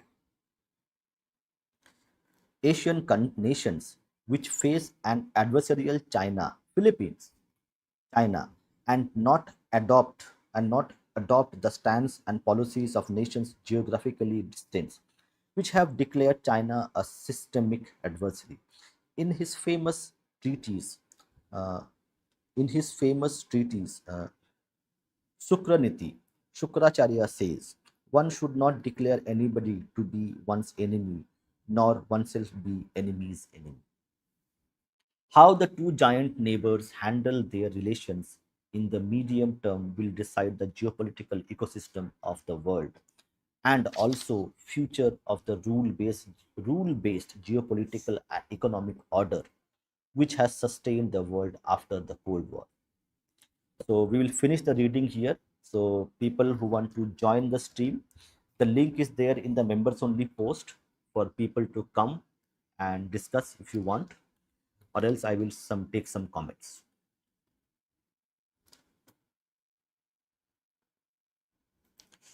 Now let me see.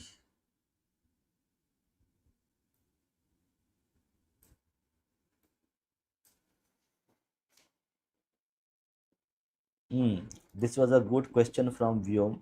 I think how many we have read? Okay, we have one more guest already joined. Others who want to join, do join us. If you want to talk to us, the link is available on the members only post. So do support us by becoming a member if you wish to talk to us and hear more from us. Hi, Ninar. Ninar, you are on mute. You have to unmute yourself. Am I audible? Hello. Yes, I can hear you.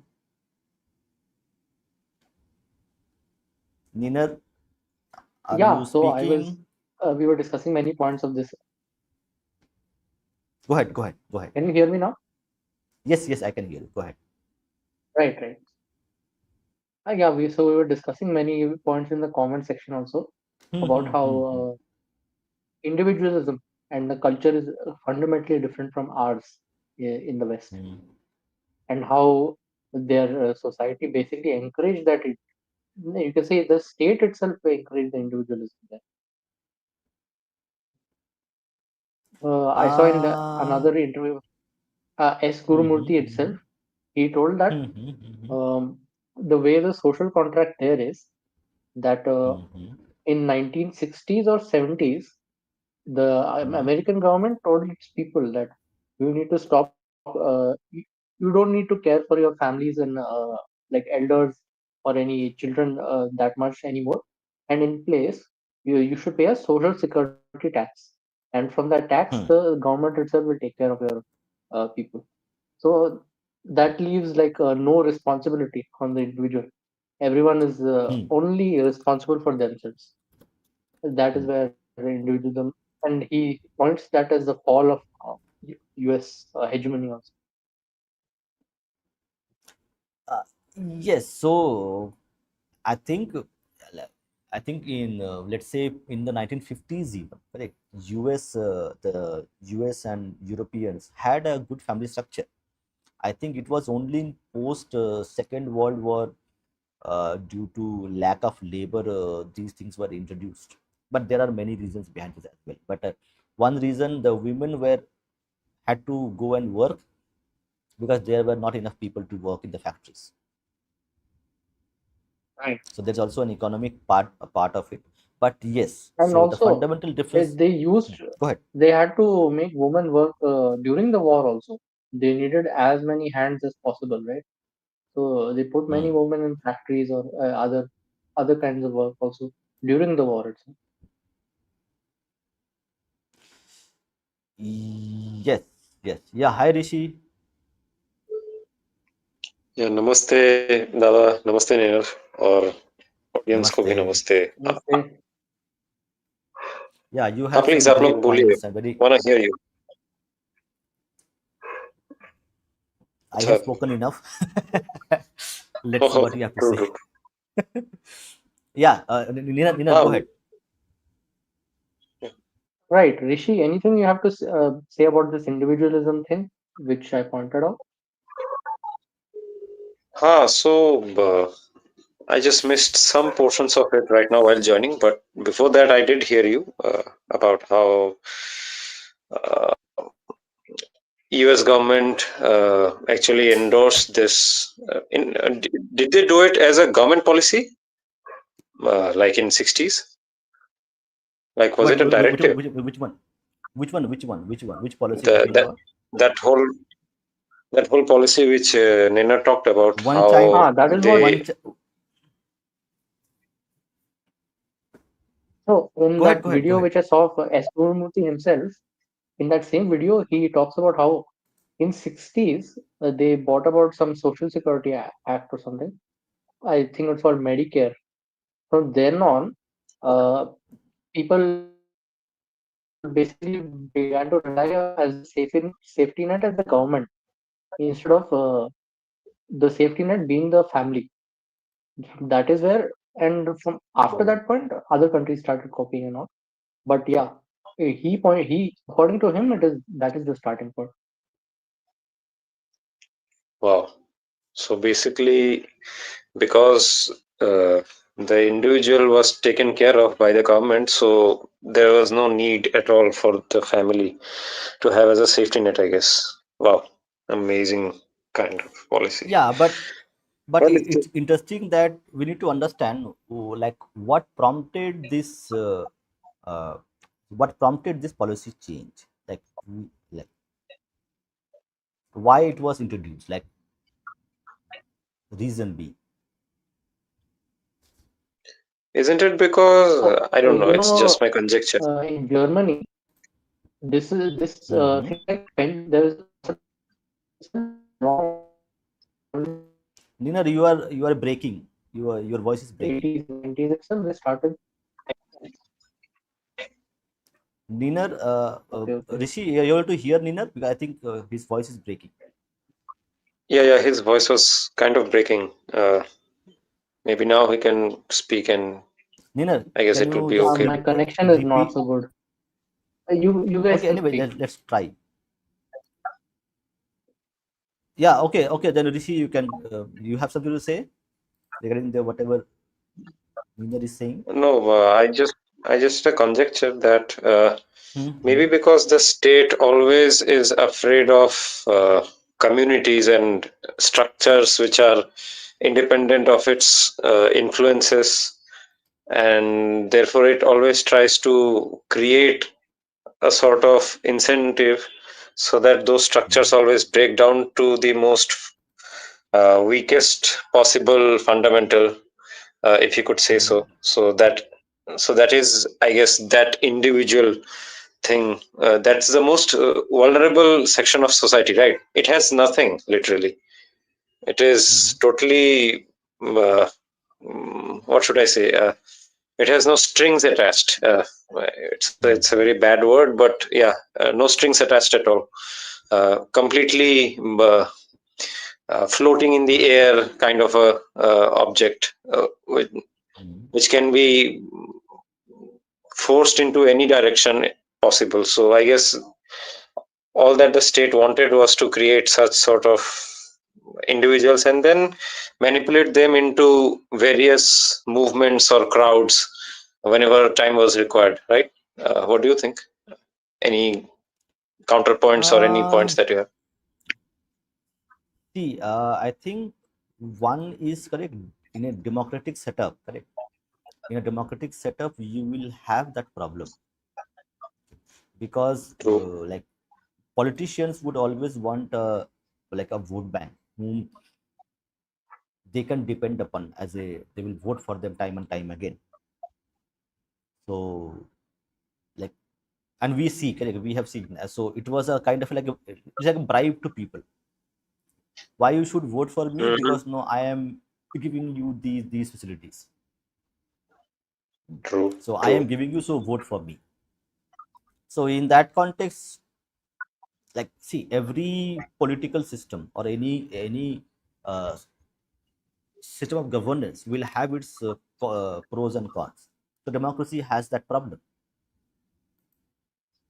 true, true. and that would be there. So that is also one part of it.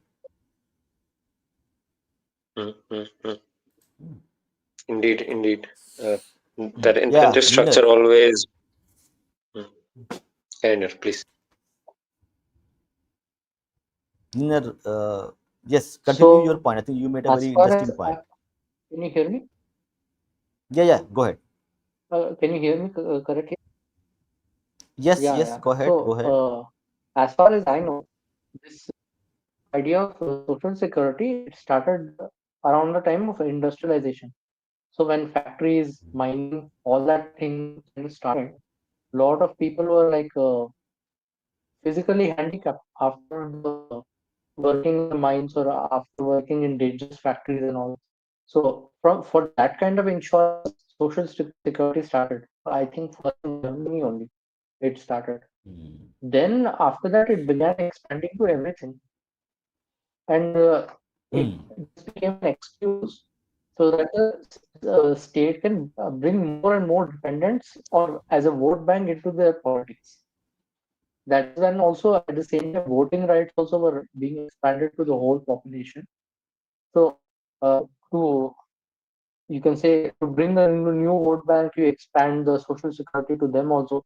Like that, it kind of went on expanding, and that's why the oldest democracies are in Europe, and they also have the most social security. You can say for the same reason. In US, That's an it was interesting point. like as Smriti was saying, it was I think Nina is having some issues. Yeah, Rishi, uh, I want you to actually elaborate this point. What do you mean by this?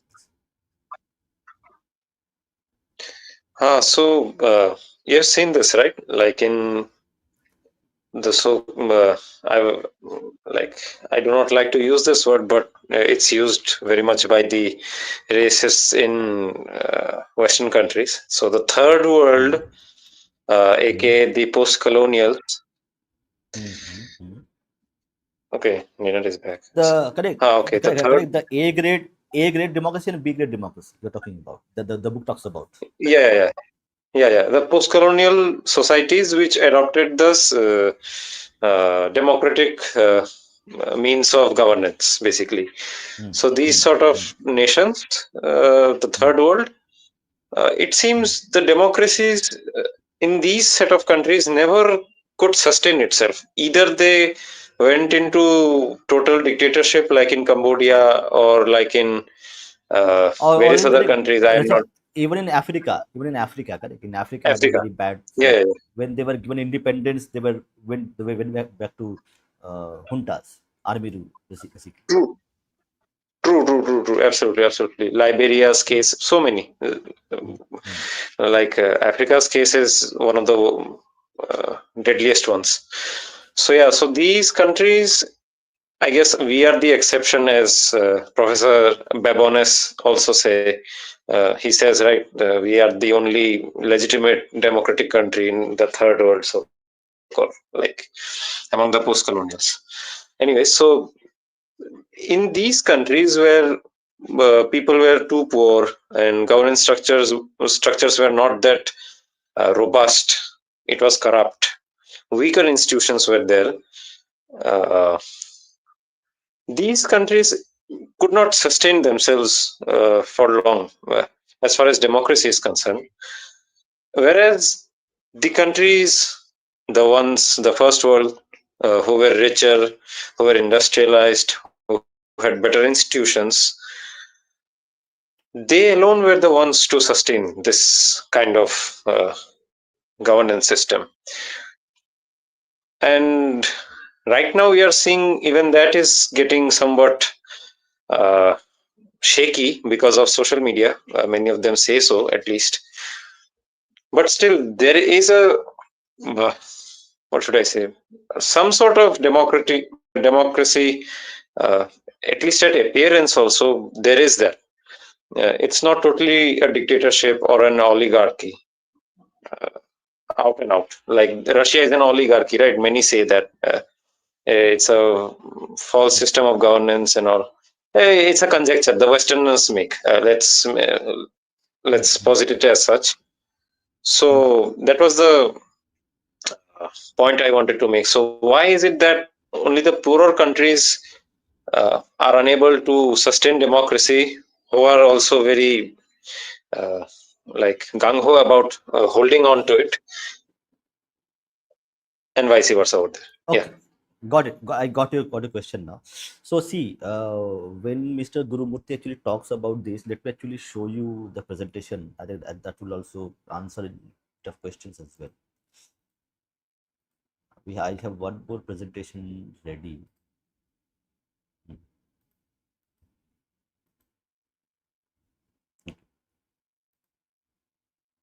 So this is,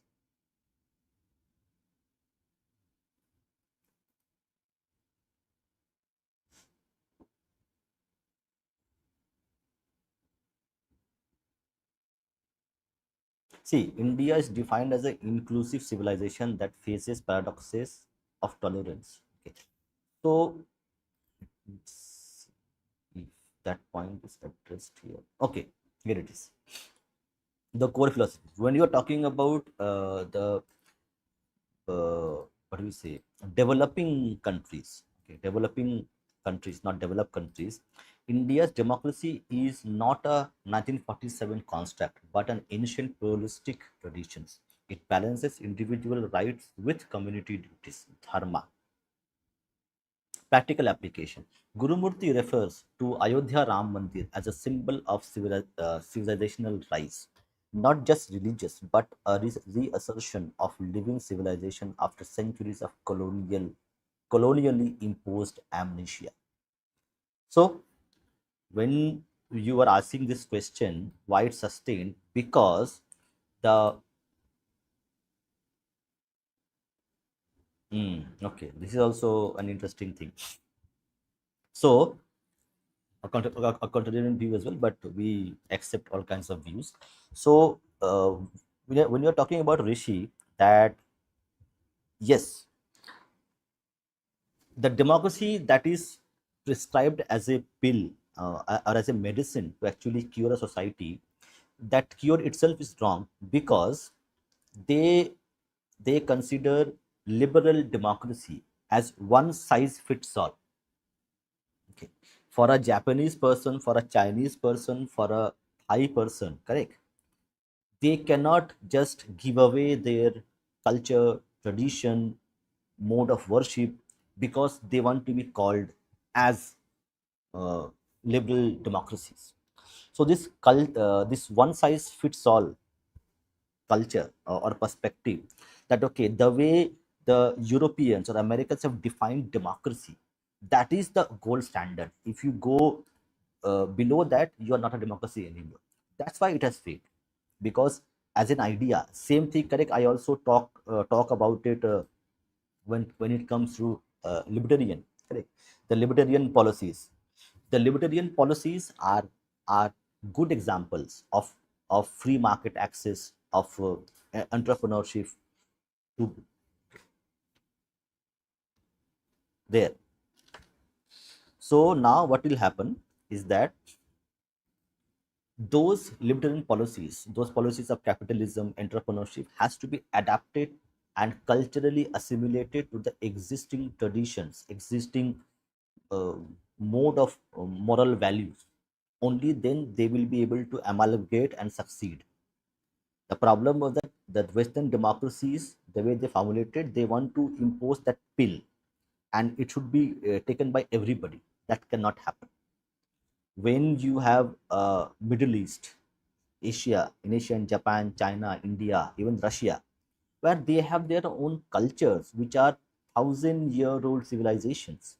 They can't just accept one fine morning, one person, one country comes and says, okay, this is something you need to accept. That's why it doesn't happen that way. And also, correct, the culture of Middle East, the culture of Africa is very different. So that's why it has never worked and never will work again. Yes, Rishi. Yeah, so your point is that because of the ignorance about past timelines and the cultures. Superiority, correct. See, Mm, this mm, it also comes from, correct, Abrahamic thing, correct. In the Abrahamic concept, correct. So the West has an Abrahamic concept of black and white, that I mm, can be right, you can be wrong, you can be wrong, I can be right. So because West thinks I am always right, but mm, in mm, the Bharatiya philosophy, in the Bharatiya tradition, correct, you can worship Shiva, you can worship Ganesha, correct, you can worship Ma Durga, Ma Kali, all are acceptable, correct? We are not telling कि if you worship Ma Kali, you are a lesser Hindu than me. But in the Abrahamic concept, if you do not accept God, you are not a good person. You are a bad person. You are a black guy. Correct? You are a black person. You are in the bad books of God. So that's where it Mm. comes from. So that's why the liberal democracy, the way it's framed by the Western nations, will never work and has not worked. In India, it has worked because pluralism is part of the ethos, the tradition of thousands of years. We have coexisted with multiple cultures, multiple traditions, multiple mode of worship and panth. That's why it works here. With an True, true, economy with a true. per capita income of $2,000, we are a democracy because we are a 5,000-year-old civilization, not because we have accepted the liberal democratic principles as our own. That illusion the West needs to let go. Okay, so I had another question on this. Hmm. You both can actually comment on this much more. Uh, Hmm. there is also this tendency within the Westerners to Hmm. like certify democracies, right? So which is a good and a bad democracy. So when it says Hmm. that India is a bad democracy, one of the things that it also says it not so clearly enough, but there is an implication. Hmm. You do not have great respect or a very good civil society, quote unquote. Hmm. This concept of a civil society, could you just elaborate it a bit for the audience and also me, both of you, if you could? Yes, Nina, you want to speak? Let's see, Nina, if you want, if I have to say something. Okay, Nina is has a problem with network. Okay, Nina, go ahead. Let's see your stake. Uh, so his question was about social spaces, right? Or so Yeah, concept of society. why we need a why no no why we need a civil society, like why there has to be a civil society, or else Civil you cannot be a society. democracy. Then Nina, again you have a From what I network issue. understand, this civil society is it is kind of an aristocracy of the modern times, nothing else. Mhm. Gatekeepers, you want to say. Correct. They decide the Okay. morals of the times, the standards, Hmm. Hmm. everything. Hmm. Hmm. So the elites, correct. So the West thinks that okay, the elite, so India has to provide like the legitimacy of the democracy of India has to be provided by the civil societies who are elites of the society, or the creme de la creme. Yeah, so clearly, see, democracy, the way it is been formed, correct. So it is a kind of a like it's a tool. It's like those institutions and those benchmarks, those processes which they have devised to actually give A grade democracy, B grade democracy. Correct. These are all actually tools of the government, okay, or government for European Union to actually extract what we say, extract policy policy concessions. So take an example, give an example. So there, when Donald Trump came into India in 2020, you had the Shaheen Bagh protest, where people were sitting in protest against CAA. Now, with that protest, minorities are in danger. Correct?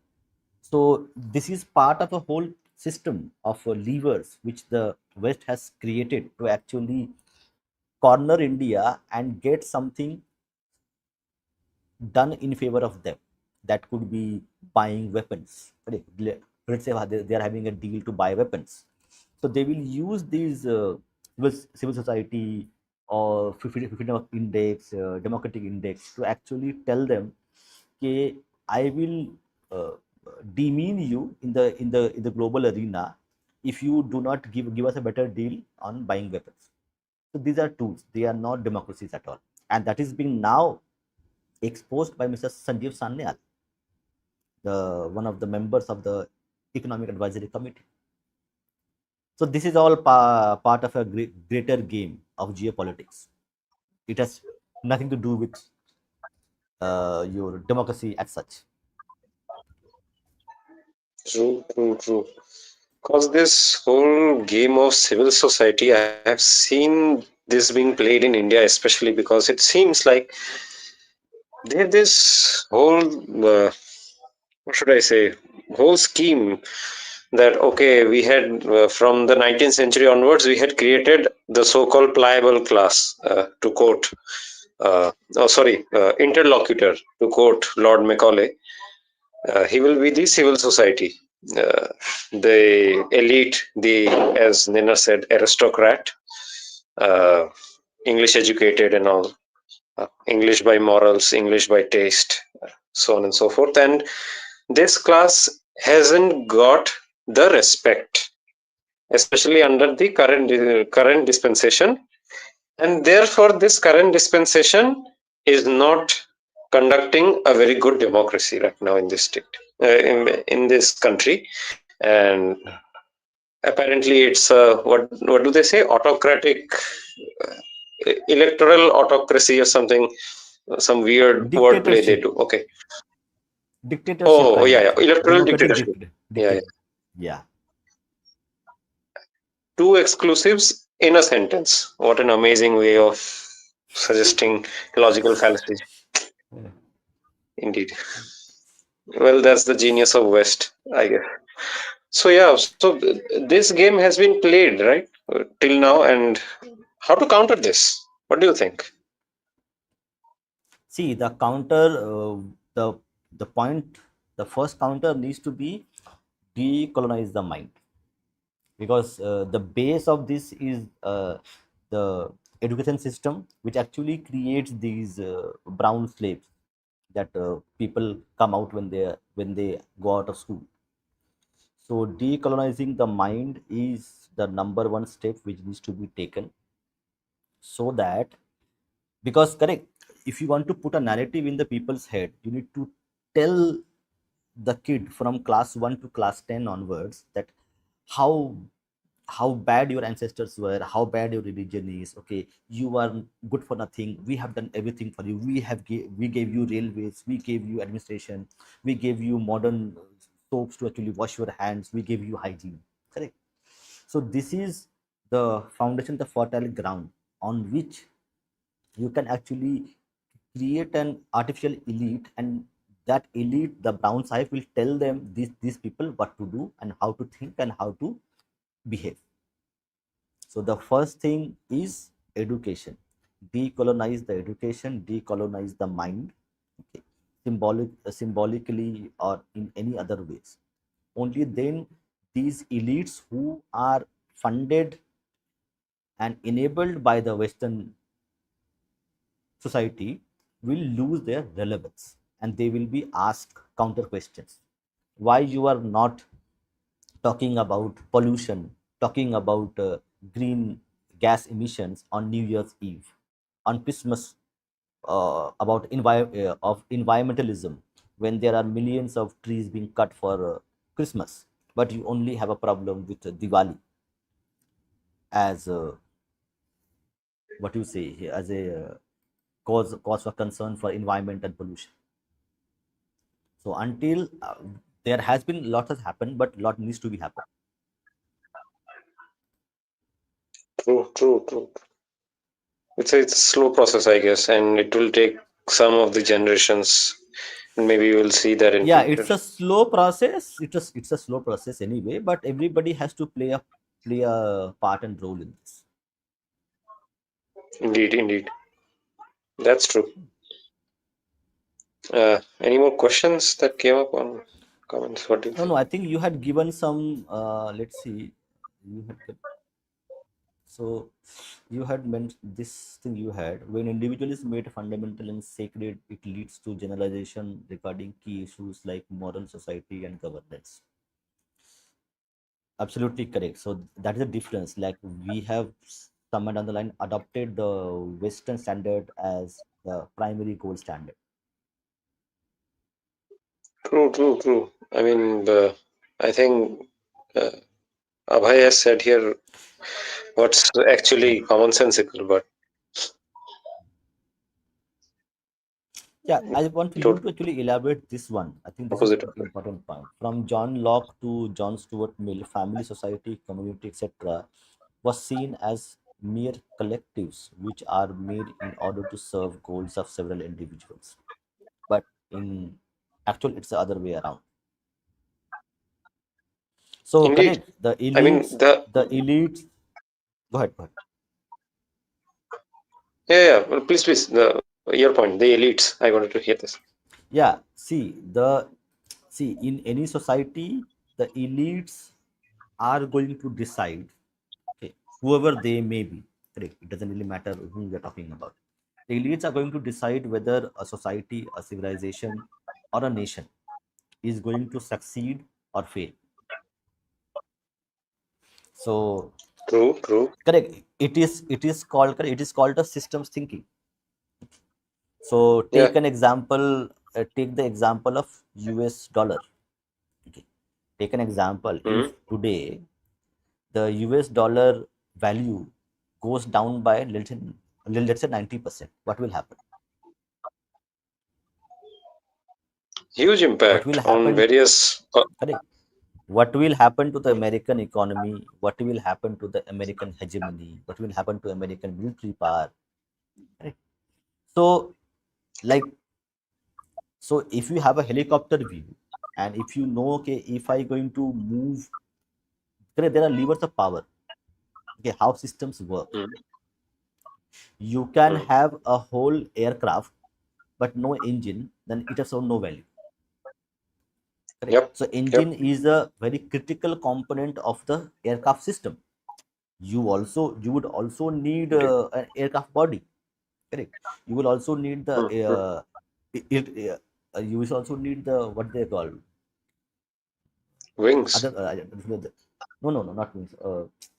They are called the okay, rotors. forget. So there would be like correct, there are multiple components, but there are few components which are actually make or break the thing.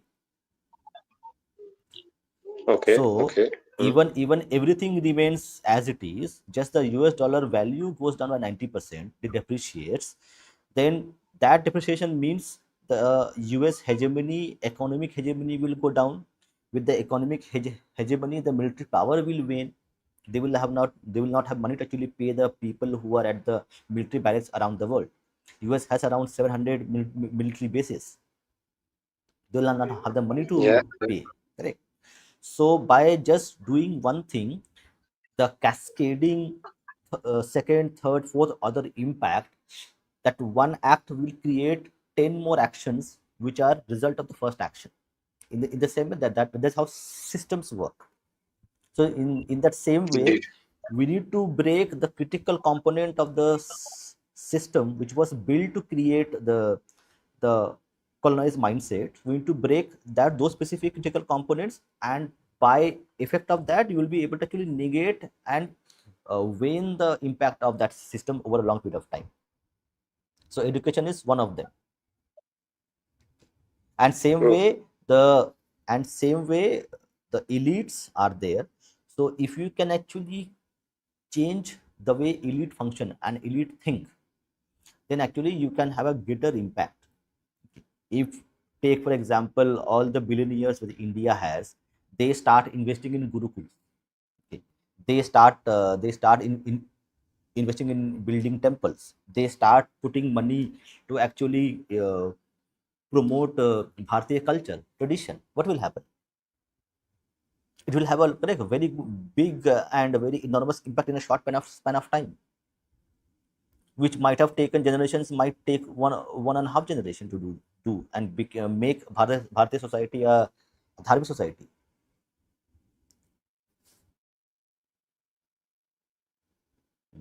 This is a interesting thing. Democracy is a fraud ideology which is imposed by the Western country. Democracy doesn't exist in the real world. Hmm.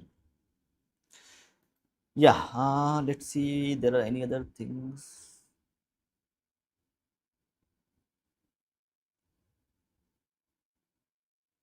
Okay, I think Rishi also left. No issues. Okay, do we have any other things to take care?